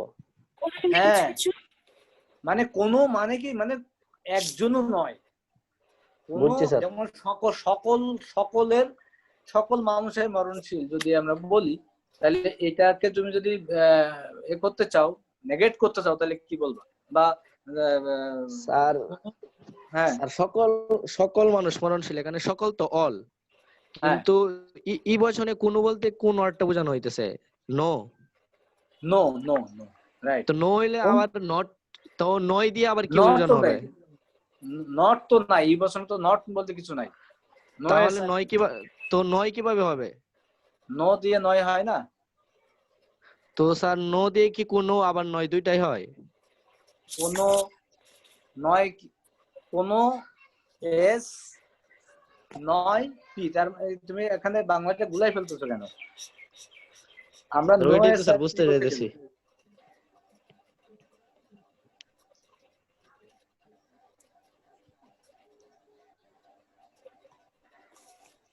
তার মানে কি, কোন এস হয় না পি, কোন এস ক্লাসের একজনও পি ক্লাসের অন্তর্ভুক্ত নয়, পি ক্লাসের একজনও এস ক্লাসের অন্তর্ভুক্ত নয়। এটাকে সঠিক বাংলায় তুমি কি লিখবা আসলে? কোন এস নয় মানে সকল এস পি নয়, এরকম বোঝাচ্ছে। ঠিক আছে, তো আমরা তো যেহেতু নেগেটিভলি বলছি এই জন্য কোনো নয়, এটা হচ্ছে সার্বিক বচনের বৈশিষ্ট্য। কোনো নয় সার্বিক নয়াত্মক বা ইউনিভার্সাল নেগেটিভ বচনের হচ্ছে কোনো নয়, আর ইউনিভার্সাল অ্যাফার্মেটিভ হচ্ছে সকল হয়, আর পার্টিকুলার অ্যাফার্মেটিভ হচ্ছে কিছু হয়, পার্টিকুলার নেগেটিভ হচ্ছে কিছু নয়। ঠিক আছে? জি স্যার, ওইটা তো স্যার বুঝছি। হ্যাঁ, তো ওইটা বুঝলেই হবে, ওইটা এটা সিম্পল জিনিস, এটা এটা নিয়ে তোমার সময় নষ্ট করার কোনো দরকার হয় না। এটা আচ্ছা এটা এটা এটা একেবারে সাধারণ একটা কথা, এটা কোনো লজিকের ভাষাও না, কিছু না। নো এসআরপি বলতে তুমি তোমার মতো করে কি বুঝবে এটা বুঝো। তুমি কি লিখতে চাচ্ছ, কি বলতে চাচ্ছ বলো? তুমি কি বলতে চাচ্ছ, এটার বাংলা প্রতিশব্দ কি বলতে চাচ্ছ? না স্যার, আমি তো বলতে চাচ্ছি না, আমি বলতে চাচ্ছি যে নদী কি কোনো এবং নয় দুইটা অর্থ কি শুধু নদী প্রকাশ পাবে? হ্যাঁ, কোনো নয় মানে কেউই নয়, কিছু মানে ওই সবাই নয়, তার মধ্যে সেই ক্লাসের কেউই নয়। কোনো নয় বলতে সেই ক্লাসের কেউই নয়, এটা বোঝায়। বুঝছো? আচ্ছা স্যার, বুঝছি স্যার। আচ্ছা, তাহলে এই অভ্যাসন সংক্রান্ত আর কোনো প্রবলেম আছে কিনা দেখো। না স্যার। এই দুটার সম্মিলিত রূপ হচ্ছে পরেরটা, অর্থাৎ এই দুটা যে বুঝবে পরেরটা এমনি করতে পারবে, সেটা হচ্ছে কন্ট্রাপোজিশন। কন্ট্রাপোজিশন এই দুইটা কম্বাইনলি এই কন্ট্রাপোজিশনকে তৈরি করছে, যার নাম বাংলা দেখেই বুঝতে পারছো তোমরা। কন্ট্রা পজিশন, বাংলাটা কি বলছিলাম আমরা, মনে আছে? আবর্তিত পরিবর্তন। প্রতি আবর্তন। প্রতি আবর্তন কথাটা বলো না, এটা বেজাল। আমি এই জন্য বারবার বলছি, যেগুলো যে টার্ম গুলো আমি বলছি এগুলো ব্যবহার করলে তোমাদের মনে রাখতে সুবিধা হবে, সবার জন্য সুবিধা। আবর্তিত প্রতিবর্তন, কারণ এখানে আবর্তন আর প্রতিবর্তন মিলেই এই কন্ট্রা পজিশনটা তৈরি হয়েছে, সেই জন্য আবর্তিত প্রতিবর্তন বলাটাই সবচেয়ে ভালো বলে আমার কাছে মনে হয়, তোমাদের জন্য বুঝতেও সুবিধা হবে। আচ্ছা, এখানে আমরা একটু আলোচনা করি। এ বচন ও বচন, এটা জাস্ট আমরা কনভার্সনের উল্টাটা বলতে পারি। এটা কনভার্সনে যেমন এ এবং আই ও বচনের কনভার্সন নট ভ্যালিড ছিল, আর এ বচনের বাই লিমিটেশন ছিল। আর এখানে কি হবে, এ ও এই দুটা বৈধ, আর ই আর আই একটা বাই লিমিটেশন আর একটা হচ্ছে নট ভ্যালিড হবে। আচ্ছা, তাহলে আমরা এ বচন একটা লিখি, এক্সাম্পল দিয়ে বললে বুঝতে সুবিধা হবে আমাদের জন্য। ধরো আমরা একটা এ বচন লিখলাম এরকম যে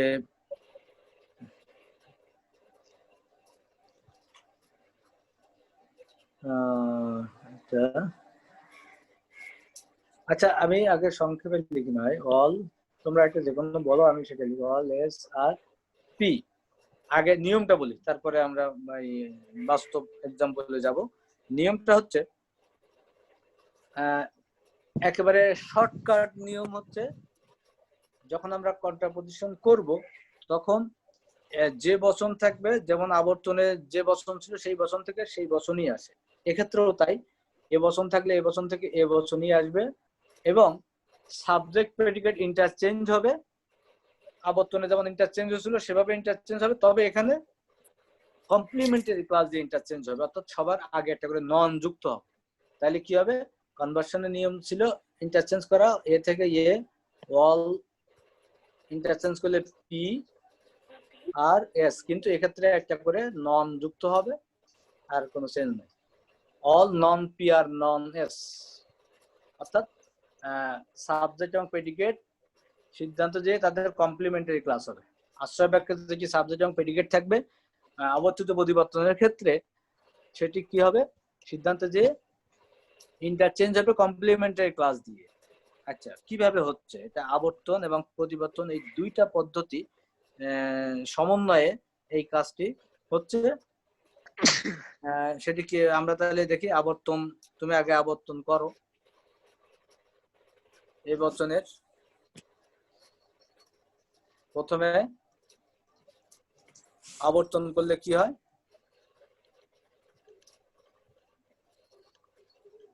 এই বচনের আবর্তন করলে কি হয়, এই বচনের আবর্তন বলতে পারো না? হ্যাঁ, আই বচন না, এই বচনের করলে কি হয়,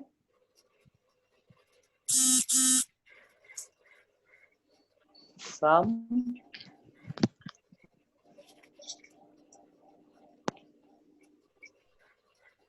না, এখানে সরি, আমি একটু ভুল হচ্ছে মনে হয় আমাদের, এটা একটা ভুল হচ্ছে কি, প্রথমে আবর্তন না, প্রথমে করতে হবে প্রতিবর্তন। প্রথমে প্রতিবর্তন করলে ই বচন হবে, এই বচনের প্রতিবর্তন করলে ই বচন হবে। তাহলে এই বচনের প্রতিবর্তন করো, এই যে এটুকু অংশের করো, এটুকু অংশ, অল এস আর পি, এটাকে প্রতিবর্তন যদি করি, অর্থাৎ অভ্যাসন যদি করি আমরা, তাহলে কি হবে, no S are non non P, তাই হবে না? দেখো এই অংশটা প্রথম আশ্রয় বাক্য, এ বচনের আমরা আবর্তিত প্রতিবর্তন করতে যাচ্ছি, তাহলে আবর্তিত প্রতিবর্তন দুইটা ধাপে সম্পন্ন হয়। যেটা আশ্রয় বাক্য দেওয়া থাকে প্রথমে, সেই আশ্রয় বাক্যের কি করব আমরা, প্রতিবর্তন করব, অভ্যাসন করব, এটা হচ্ছে অভ্যাস। প্রথমে সেই আশ্রয় বাক্যের অভ্যাস করলাম, তারপর যেটাকে পাইলাম সেটাকে আমরা করব এবার কনভার্স করব। ই বচনের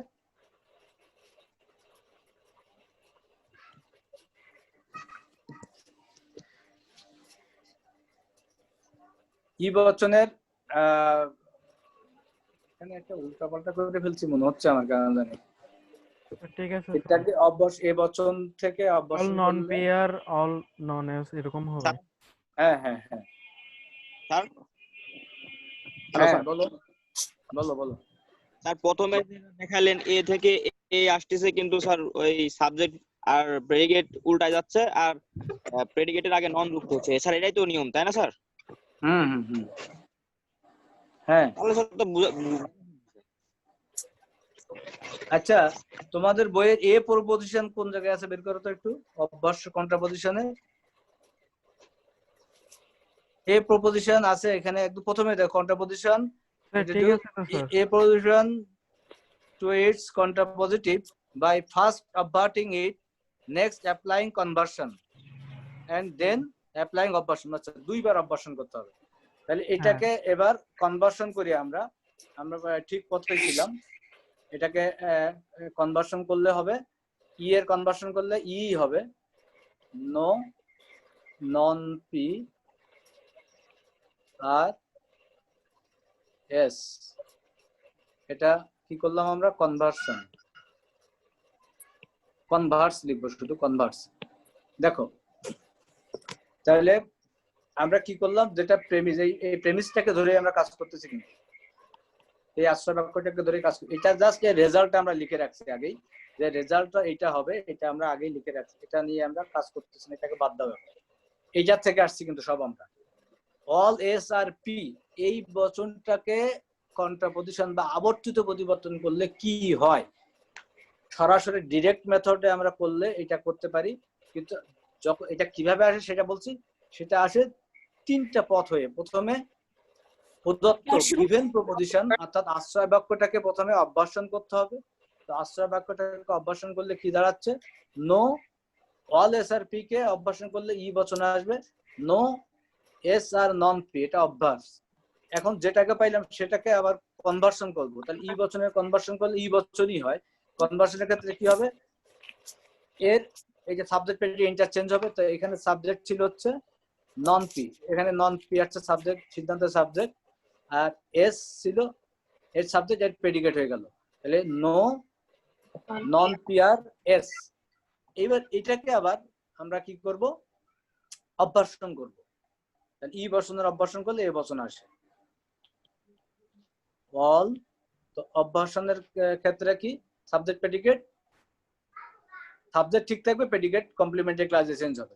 তাহলে সাবজেক্ট নন পি আছে, নন পি থাকবে, নন পি, আর এর কমপ্লিমেন্টারি ক্লাস হবে নন এস, যেটা নাকি এখানে আমরা ডাইরেক্ট লিখছিলাম। এটাই দেখো, এটা এখানে আমরা ডাইরেক্ট মেথডে করছিলাম। এটা এটা কিভাবে পাইলাম সেটা দেখালাম। এটা পাইলাম, আবার এখানে কি করলাম, অবভার্স, অবভার্স। তাহলে কি তিনটা পদ্ধতি, অবভার্সন, কনভার্সন, অবভার্সন। যে বচনটা দেয়া থাকবে তাকে প্রথমে অবভার্সন করতে হবে, যেটা পাওয়া যাবে তাকে কনভার্সন করতে হবে, যেটা পাওয়া যাবে তাকে আবার অবভার্সন করতে হবে। এই তিনটা পথ পেরোলেই আমরা এটার সন্ধান পাবো, এটার সন্ধান পাবো। তো সরাসরি করলে কি হয়েছিল, সরাসরি করলে যে বচনটা দেওয়া থাকবে তার কমপ্লিমেন্টারি ক্লাস দিয়ে ইন্টারচেঞ্জ হবে, এবং যে বচন ছিল সেই বচনই হবে। এটা হচ্ছে কন্ট্রাপোজিশন। স্যার আমাকে লাস্টের স্যার অবভার্সটা একটু বুঝাই দেবেন আরেকবার প্লিজ? লাস্ট এটা, জি স্যার। এটা ই বচনের অভ্যাস করা হয়েছে এখানে, যেটা পাওয়া গেল আর কি, এই সেকেন্ড বচনটাকে যেটা কনভার্সন করে পাইছিলাম আমরা। ঠিক আছে, প্রথম আমি এটা প্রথম থেকে বলি, এই বচনটাকে আমরা কন্ট্রাপোজিশন করতে চাচ্ছি, অল এস আর পি এই বচনটা। তো সেক্ষেত্রে তিনটা পথ পাড়ি দিয়ে আসতাম আমরা, তিনটা ধাপ আছে, তিনটা ধাপ আছে।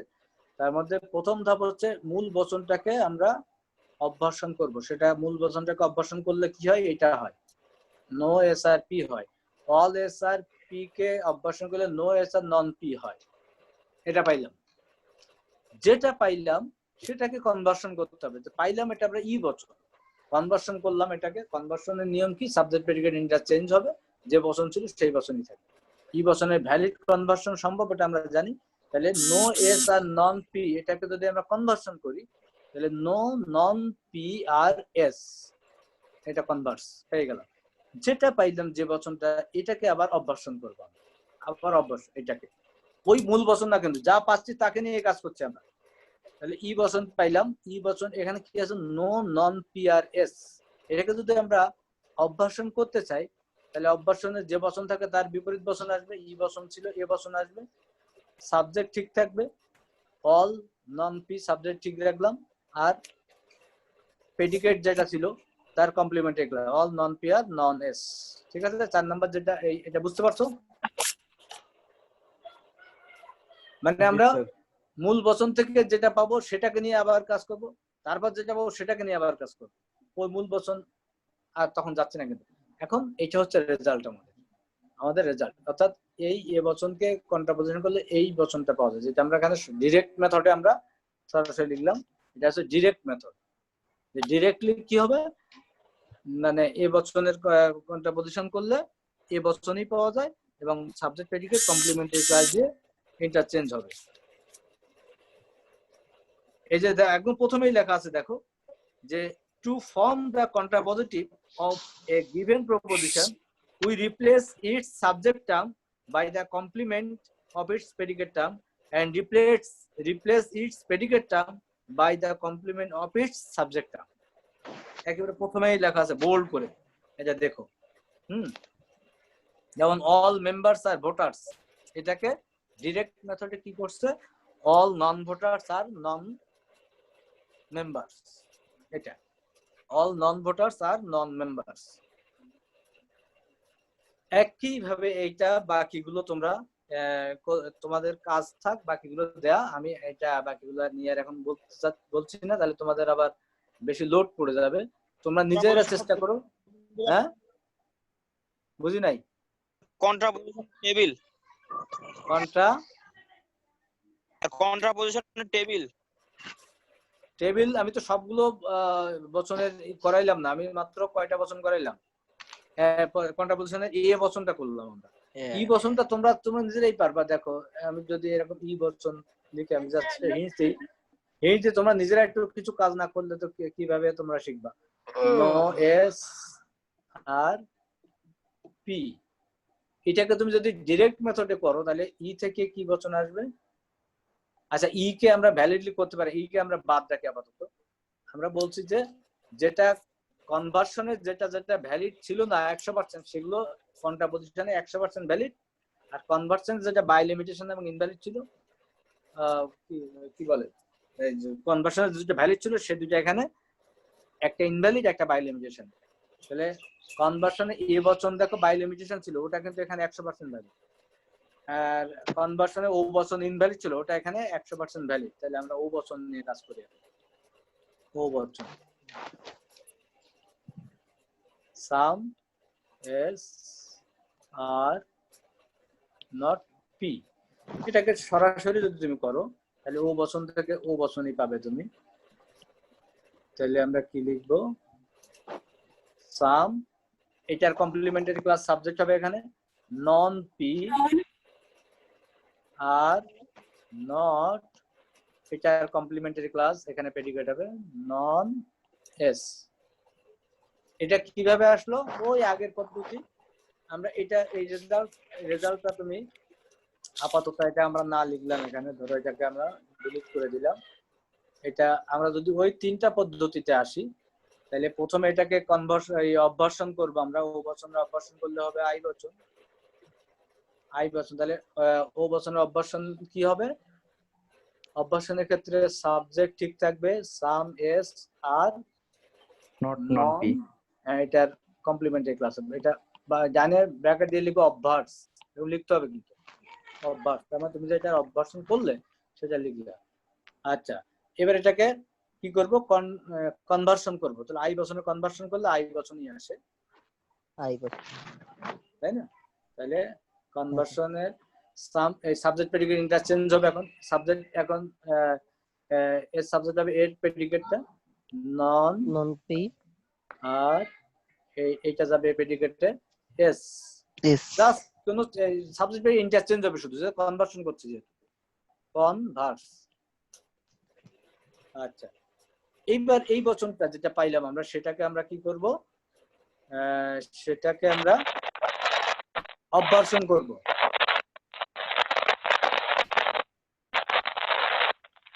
হ্যাঁ, আমরা সেটাকে অভ্যাসন করব। তাহলে আই বচনের অভ্যাসন করলে কি দাঁড়াচ্ছে? ও বচন আসে। সাম সাবজেক্ট যা ছিল তাই থাকবে, নন পি, ও বচনের জন্য আর এর পর একটা নট আসবে, আর এটার কমপ্লিমেন্টারি ক্লাস হবে নন এস। এটা লিখবো অবভার্স। অবভার্স। তাহলে দেখো আমরা এখানে যে বচনটা সরাসরি লিখছিলাম সেই বচনটাই চলে আসলো না এখন। আমরা সরাসরি লিখছিলাম, এখানে পেয়েছিলাম কোনটা? সরাসরি আমরা পেয়েছিলাম হচ্ছে এইটাই পেয়েছিলাম, some non P are not non S. সেটাই আমরা দেখলো এই তিনটা স্টেপের মাধ্যমে আমরা এটাকেই পাইলাম। এভাবে বাকি দুটা হচ্ছে তোমার ই বচনের সরাসরি হয় না, এটা বাই লিমিটেশন পদ্ধতিতে কন্ট্রাপোজিশন হবে, আর আই বচনের কন্ট্রাপোজিশন সম্ভব না, নট ভ্যালিড। আই বচনের কন্ট্রাপোজিশন নট ভ্যালিড, আর ই বচনের বাই লিমিটেশন। এই হচ্ছে আমাদের এই তিনটা মেথড। এখন বলো তোমাদের এর মধ্যে বুঝো নাই কি? আমরা যে এগুলো আলোচনা করলাম, এই এতক্ষণ যে আলোচনাগুলো করলাম সেগুলোর মধ্যে কি কি বুঝো নাই বলো?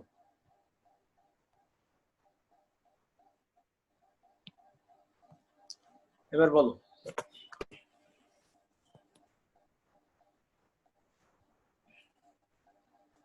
সবই বুঝছো? বলো, তুমি আনমিউট করে বলো। এর টেবিল, রাকিবুল বলছে টেবিল নাই, টেবিল আছে। টেবিল আছে সেটা আমি লিখলে, আচ্ছা টেবিলটা লিখি, ও যেহেতু বলছে এটা টেবিল আছে, টেবিলটা লিখে দিই আমি। রাকিবুল বলছে এটা টেবিলটা লিখতে।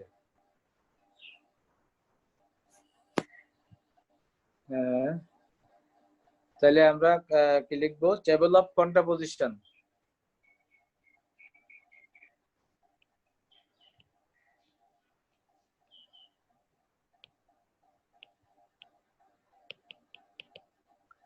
টেবল অফ কন্ট্রাপোজিশন, চারটা বচনের আগে নাম লিখি। না, আগে এটা লিখতে হবে আমাদের, যে এটা কি কি বলি আমরা এগুলোকে। একটাকে বলি কন্ট্রাপজিটিভ, সিদ্ধান্তটাকে বলা হয় কন্ট্রাপজিটিভ। আর আশ্রয় বাক্যটাকে কি বলে? এখানে কি কিছু উল্লেখ করছে আশ্রয় বাক্যের নাম? না, আশ্রয় বাক্যের কোনো নাম এখানে বলা হয় নাই। তাহলে আমরা প্রেমিস বলে লিখি।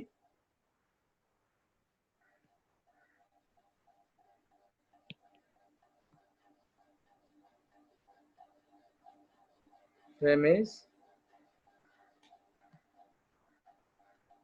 প্রেমিস, আর এটা হচ্ছে কি বলে, কন্ট্রাপজিটিভ।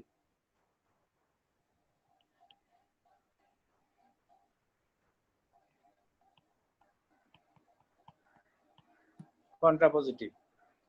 আচ্ছা, এ বচন,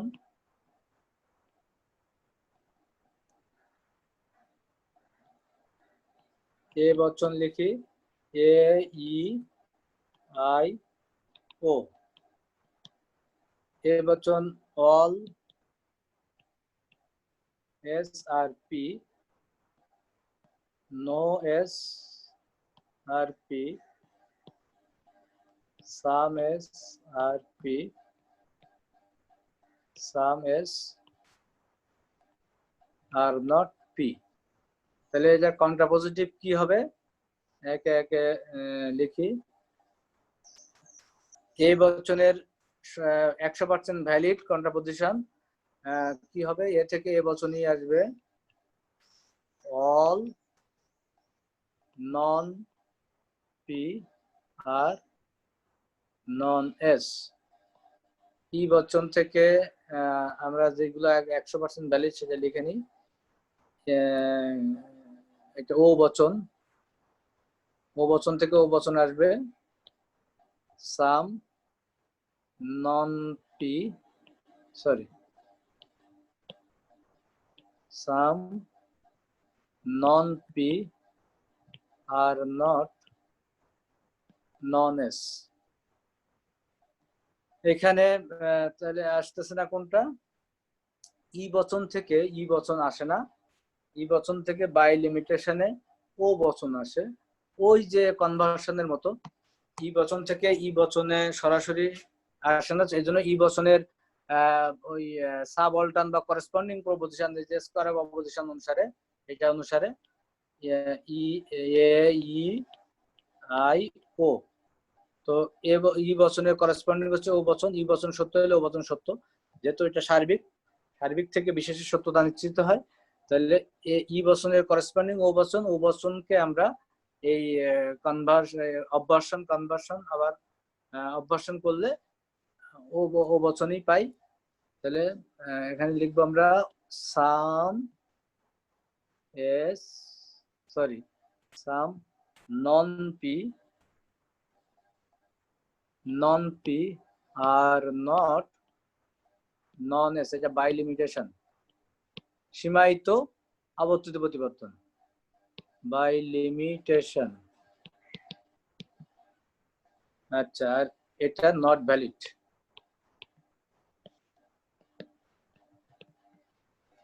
ঠিক আছে, এবার বলো।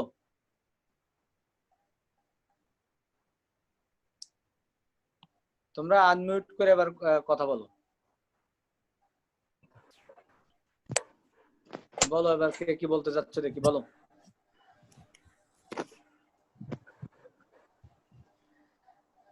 ক্লিয়ার কি না? Yes, sir. জি জি স্যার, স্যার বুঝতে স্যার পারছি। আই যুক্তি বাক্যটা নট ভ্যালিড কিভাবে একটু বোঝাবেন? কোনটা? আই বচনের? জি। আচ্ছা, নট ভ্যালিড কিভাবে সেটা বোঝানো হয় নাই। আচ্ছা ঠিক আছে, তুমি বলছো যেহেতু আমি একটু বলি। আচ্ছা, এটা নট ভ্যালিড কেন দেখো, আমরা আই বচনকে নট কন্ট্রাপোজিশন নট ভ্যালিড বলছি। আমরা এখানে লিখি সাম এস আর পি, নিয়ম অনুযায়ী আমাদের হওয়ার কথা কোনটা দেখো, নিয়ম অনুযায়ী আমাদের হওয়ার কথা আই বচন থেকে আই বচনই আসতে হবে। নিয়ম অনুযায়ী যেহেতু ইয়ে থেকে এ পাইছি, ও থেকে ও পাইছি, ভ্যালিড 100%। আই থেকে আই আসলে হতো কি সাম নন পি আর নন এস, এটা হওয়ার কথা ছিল। এটাকে আমরা এখন এ করে রাখি, এটা আমরা পাই নাই কিন্তু পাবো না। তাহলে আমরা প্রথমে কি করতে হয়, নিয়ম কি আমাদের, এটাকে প্রথমে অভ্যাসন করবো। তো আই বচনের অভ্যাসন করলে কি হয়, ও বচন হয়, তাই তো? করো তোমরা, আই বচনের অভ্যাসন করলে ও বচন হয়। তাহলে ও অভ্যাসন করি আমরা, সাম সাবজেক্ট ঠিক থাকবে এস আর নট, এটার কমপ্লিমেন্টারি ক্লাস নন কি, এটা অভ্যাস, অভ্যাস। ঠিক আছে, ওকে। এখন যেটা পাইলাম সেটাকে কি করতে হবে, কনভার্সন করতে হবে, কিন্তু ও বচনের কনভার্সন নট ভ্যালিড, আমরা আগে জানি। জি স্যার। ঠিক আছে, এখানে যে আটকে গেলাম আমরা। ঠিক আছে, ও বচনের কনভার্সন নট ভ্যালিড, এই জায়গায় যে আমরা যাইতে পারতেছি না সামনে, জি স্যার। সেই জন্যই আই বচনের কন্ট্রাপোজিশন নট ভ্যালিড। ক্লিয়ার? জি স্যার, বুঝলাম। হ্যাঁ স্যার, বুঝতে ওকে পারছি। ফাইন। তোমাদের নেক্সট যে কাজগুলো আমি দিব, নেক্সট ক্লাস রবিবারে না তোমাদের, জি স্যার। সেই কাজগুলো হ্যাঁ, হচ্ছে এই আগের স্কয়ার অফ অপোজিশনের একটা এক্সারসাইজ আছে, দেখো এই এক্সারসাইজটা হ্যাঁ, স্যার। করবা। আর এখানে কিছু এক্সারসাইজ আছে, এই এক্সারসাইজের তোমাদের সবার সামনে কি কোনো ম্যাটেরিয়ালস আছে, বইটই আছে? না স্যার। সবার সামনে নাই না? পিডিএফ স্যার আছে, স্যার বই আছে। আচ্ছা, এই বইগুলো তোমরা সবাই ডাউনলোড করো নাই? হ্যাঁ, আজি স্যার। জি স্যার, করেছি স্যার। বই ডাউনলোড করছি স্যার। আছে স্যার। আচ্ছা স্যার বই আছে। আচ্ছা, সবার কাছে বই অন্তত কপি ডাউনলোড করা আছে, তো আমি বলি তোমরা এখন নোট করে নাও, সেখানে দেখবা আর কি ক্লাসের পরে। স্যার পেজ নাম্বারটা যদি বলতেন। এই পেজ নাম্বার আমি একটা হার্ড কপি দেখে বলছি, এটা মনে হয় মিলবে না, ওই সফট কপির সাথে যে মিল নাই। তো আমি যে সেকশন বলছি ওই সেকশনের এক্সারসাইজে যাবা তোমরা। জি স্যার। যেমন ট্র্যাডিশনাল স্কয়ার অফ অপোজিশন, এটা ট্র্যাডিশনাল স্কোয়ার অফ অপোজিশন এটার মিউট করেন সবাইকে স্যার হ্যাঁ? মিউট করেন সবাইকে না তোমাদের রেসপন্স দরকার হচ্ছে এই জন্য মিউট করছি না আমি। আচ্ছা এখন তোমরা কেউ কথা বলো না, তোমরা তো সবাই সচেতন, তো মানে নার্সারিতে পড়ো না নিশ্চয়ই, সুতরাং সবাই যার যার দায়িত্ব পালন করো। আচ্ছা এখন এক্সারসাইজ ট্র্যাডিশনাল স্কোয়ার অফ অপোজিশনের একটা এক্সারসাইজ আছে, একটু আমি বলে দেবো কিভাবে করবে। আর এটার একটা আজকে যেটা করলাম কনভার্সন, অবভার্সন, কন্ট্রাপোজিশন, এটার একটা এক্সারসাইজ আছে। এই এক্সারসাইজ এখানে আমি আজকে যেটা পড়াইলাম সেটা আগে বলি এক্সারসাইজ গুলো কিভাবে আছে। 1 নম্বর এক্সারসাইজে দেয়া আছে state the Converse of the following proposition and indicate which of them are equivalent to the given proposition। অর্থাৎ এখানে কতগুলো প্রপোজিশন দেয়া আছে, যেমন প্রথমে দেওয়া আছে ই বচন। তোমরা এই সেন্টেন্স যত বড়ই হোক না কেন তোমরা স্টার্টিং দেখলেই বুঝতে পারবা নো দিয়ে শুরু মানে ই বচন, অল দিয়ে শুরু মানে এ বচন, সাম এবং কোথাও নট নাই তার মানে আই বচন, সাম এবং নট আছে ও বচন। তো এইরকম 4টা 5টা প্রপোজিশন এখানে দেয়া আছে।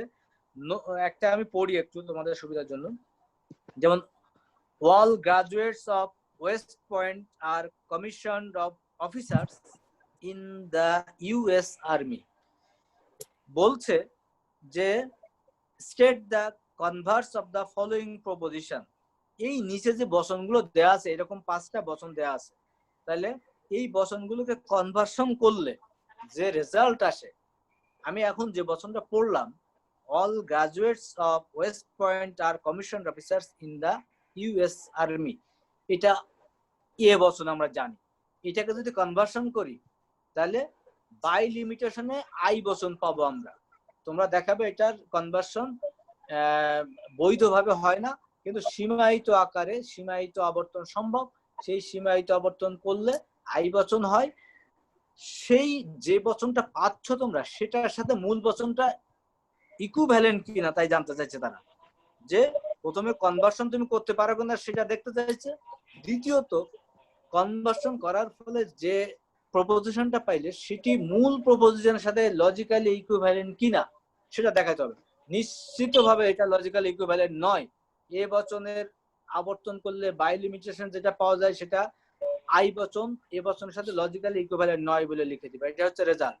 প্রথমে এ বচনের আবর্তন করলে আই বচন দেখাই দিলা, দিয়ে শেষে তুমি সিদ্ধান্ত লিখছো যে এ বচনের সাথে আই বচন লজিক্যালি ইকুইভ্যালেন্ট নয়। যেটা আমরা পাইলাম কনভার্সন করে বাই লিমিটেশন সেটি লজিক্যালি ইকুইভ্যালেন্ট নয়। কিন্তু প্রথমে যে বচনটি দেওয়া আছে no people who are considerate of others are reckless drivers who pay no attention to traffic regulation, এটা ই বচন। ই বচনের আমরা যদি কনভার্সন করি তাহলে ভ্যালিড হবে, সেটি ই বচন থেকে ই বচনই আসবে এবং সেটি লজিক্যালি ইকুইভ্যালেন্ট হবে দুটাই। অর্থাৎ মূল বচন এবং কনভার্স প্রপোজিশন, কনভার্টেন্ট এবং কনভার্স দুইটাই লজিক্যালি ইকুইভ্যালেন্ট। এইভাবে দেখাইতে হবে তোমাদের। ঠিক সেকেন্ড এক্সারসাইজে state the obverse of the following proposition, এখানে আর লজিক্যাল ইকুইভ্যালেন্ট জানতে চাই নাই, কারণ এখানে সবগুলো লজিক্যালি ইকুইভ্যালেন্ট হয় অবভার্সনের ক্ষেত্রে। সুতরাং এগুলো শুধু নরমালি অবভার্সন করে দেখাইতে হবে। আর 3 নম্বরে দেখো state the contrapositive of the following proposition and indicate which of them are equivalent to the। এটা 3 নম্বরে বলছে কন্ট্রাপোজিশন করতে হবে এবং এটা ওই 1 নম্বরের মতো দেখাইতে হবে যে মূল বচনের সাথে সেটা লজিক্যালি ইকুইভ্যালেন্ট কিনা। এই 3টা এক্সারসাইজ আপাতত করো। 4 নম্বর থেকে তোমাদের বুঝাই দিতে হবে, নাহলে পারবা না। এই 3 নম্বর পর্যন্ত তোমরা পারবা। আচ্ছা সেটা কিভাবে? আর এই এর আগে ট্র্যাডিশনাল স্কোয়ার অফ অপোজিশনের যে আছে এক্সারসাইজ আছে সেখানে একটু আমি তোমাদের বুঝাই বলি, তারপর তোমরাই পারবে। আমি জাস্ট কিভাবে করবো সেটা বলে দিই। এখানে exercise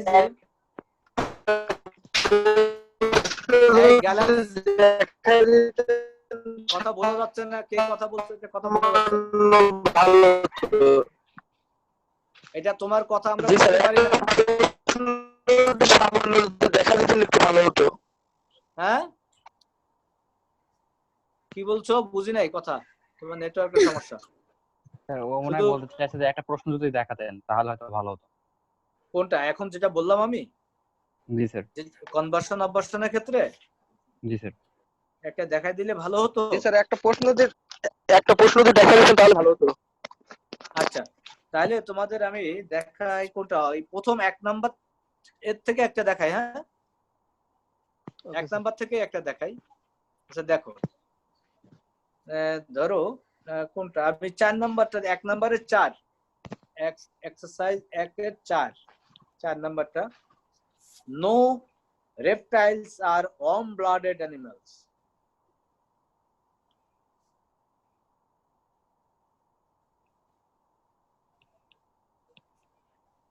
Reptiles are warm-blooded animals. এটা হচ্ছে প্রশ্ন। বলা হচ্ছে যে তোমাকে এটাকে কনভার্সন করতে হবে এবং কনভার্সন করে যেটা পাওয়া যাবে সেটা এই বচনের সাথে লজিক্যালি ইকুইভ্যালেন্ট কিনা, এটা 4 দাগের প্রশ্ন। তো দেখি আমরা এটা কনভার্সন করি আগে। এটা মূল বচনটি দেয়া আছে যে আমাদের যে গিভেন প্রপোজিশন সেটা হচ্ছে ই বচন, মূল প্রপোজিশনটা হচ্ছে ই বচন, এটা ই বচন। তো আমরা জানি ই বচনের কনভার্সন করলে ই বচনই পাওয়া যায়। তো সেটা কি পাওয়া যাবে, আর কনভার্সনের নিয়ম কি, সাবজেক্ট প্রেডিকেট হবে, প্রেডিকেট সাবজেক্ট হবে, অ্যাডভার্ব বাক্যের। ই বচন থেকে ই বচন, no reptiles are warm-blooded animals. Warm-blooded animals এটা পুরোটা হচ্ছে predicate. No warm-blooded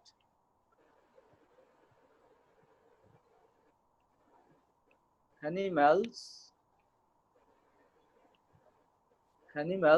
are reptiles. Predicate এর সাবজেক্ট প্রেডিকেট হলো, হয়ে গেল। এটা করে ফেললাম, এটার কনভার্সন করলে এটা হয়। এখন বলো, আমাদের জানতে চাইছে যে এই দুইটা বচন লজিক্যালি ইকুইভ্যালেন্ট কিনা। হ্যাঁ, লজিক্যালি ইকুইভ্যালেন্ট, এই দুইটা বচন যৌক্তিকভাবে সমমান। তারা বলছে যে indicate which of them are equivalent to the given proposition. তাহলে এই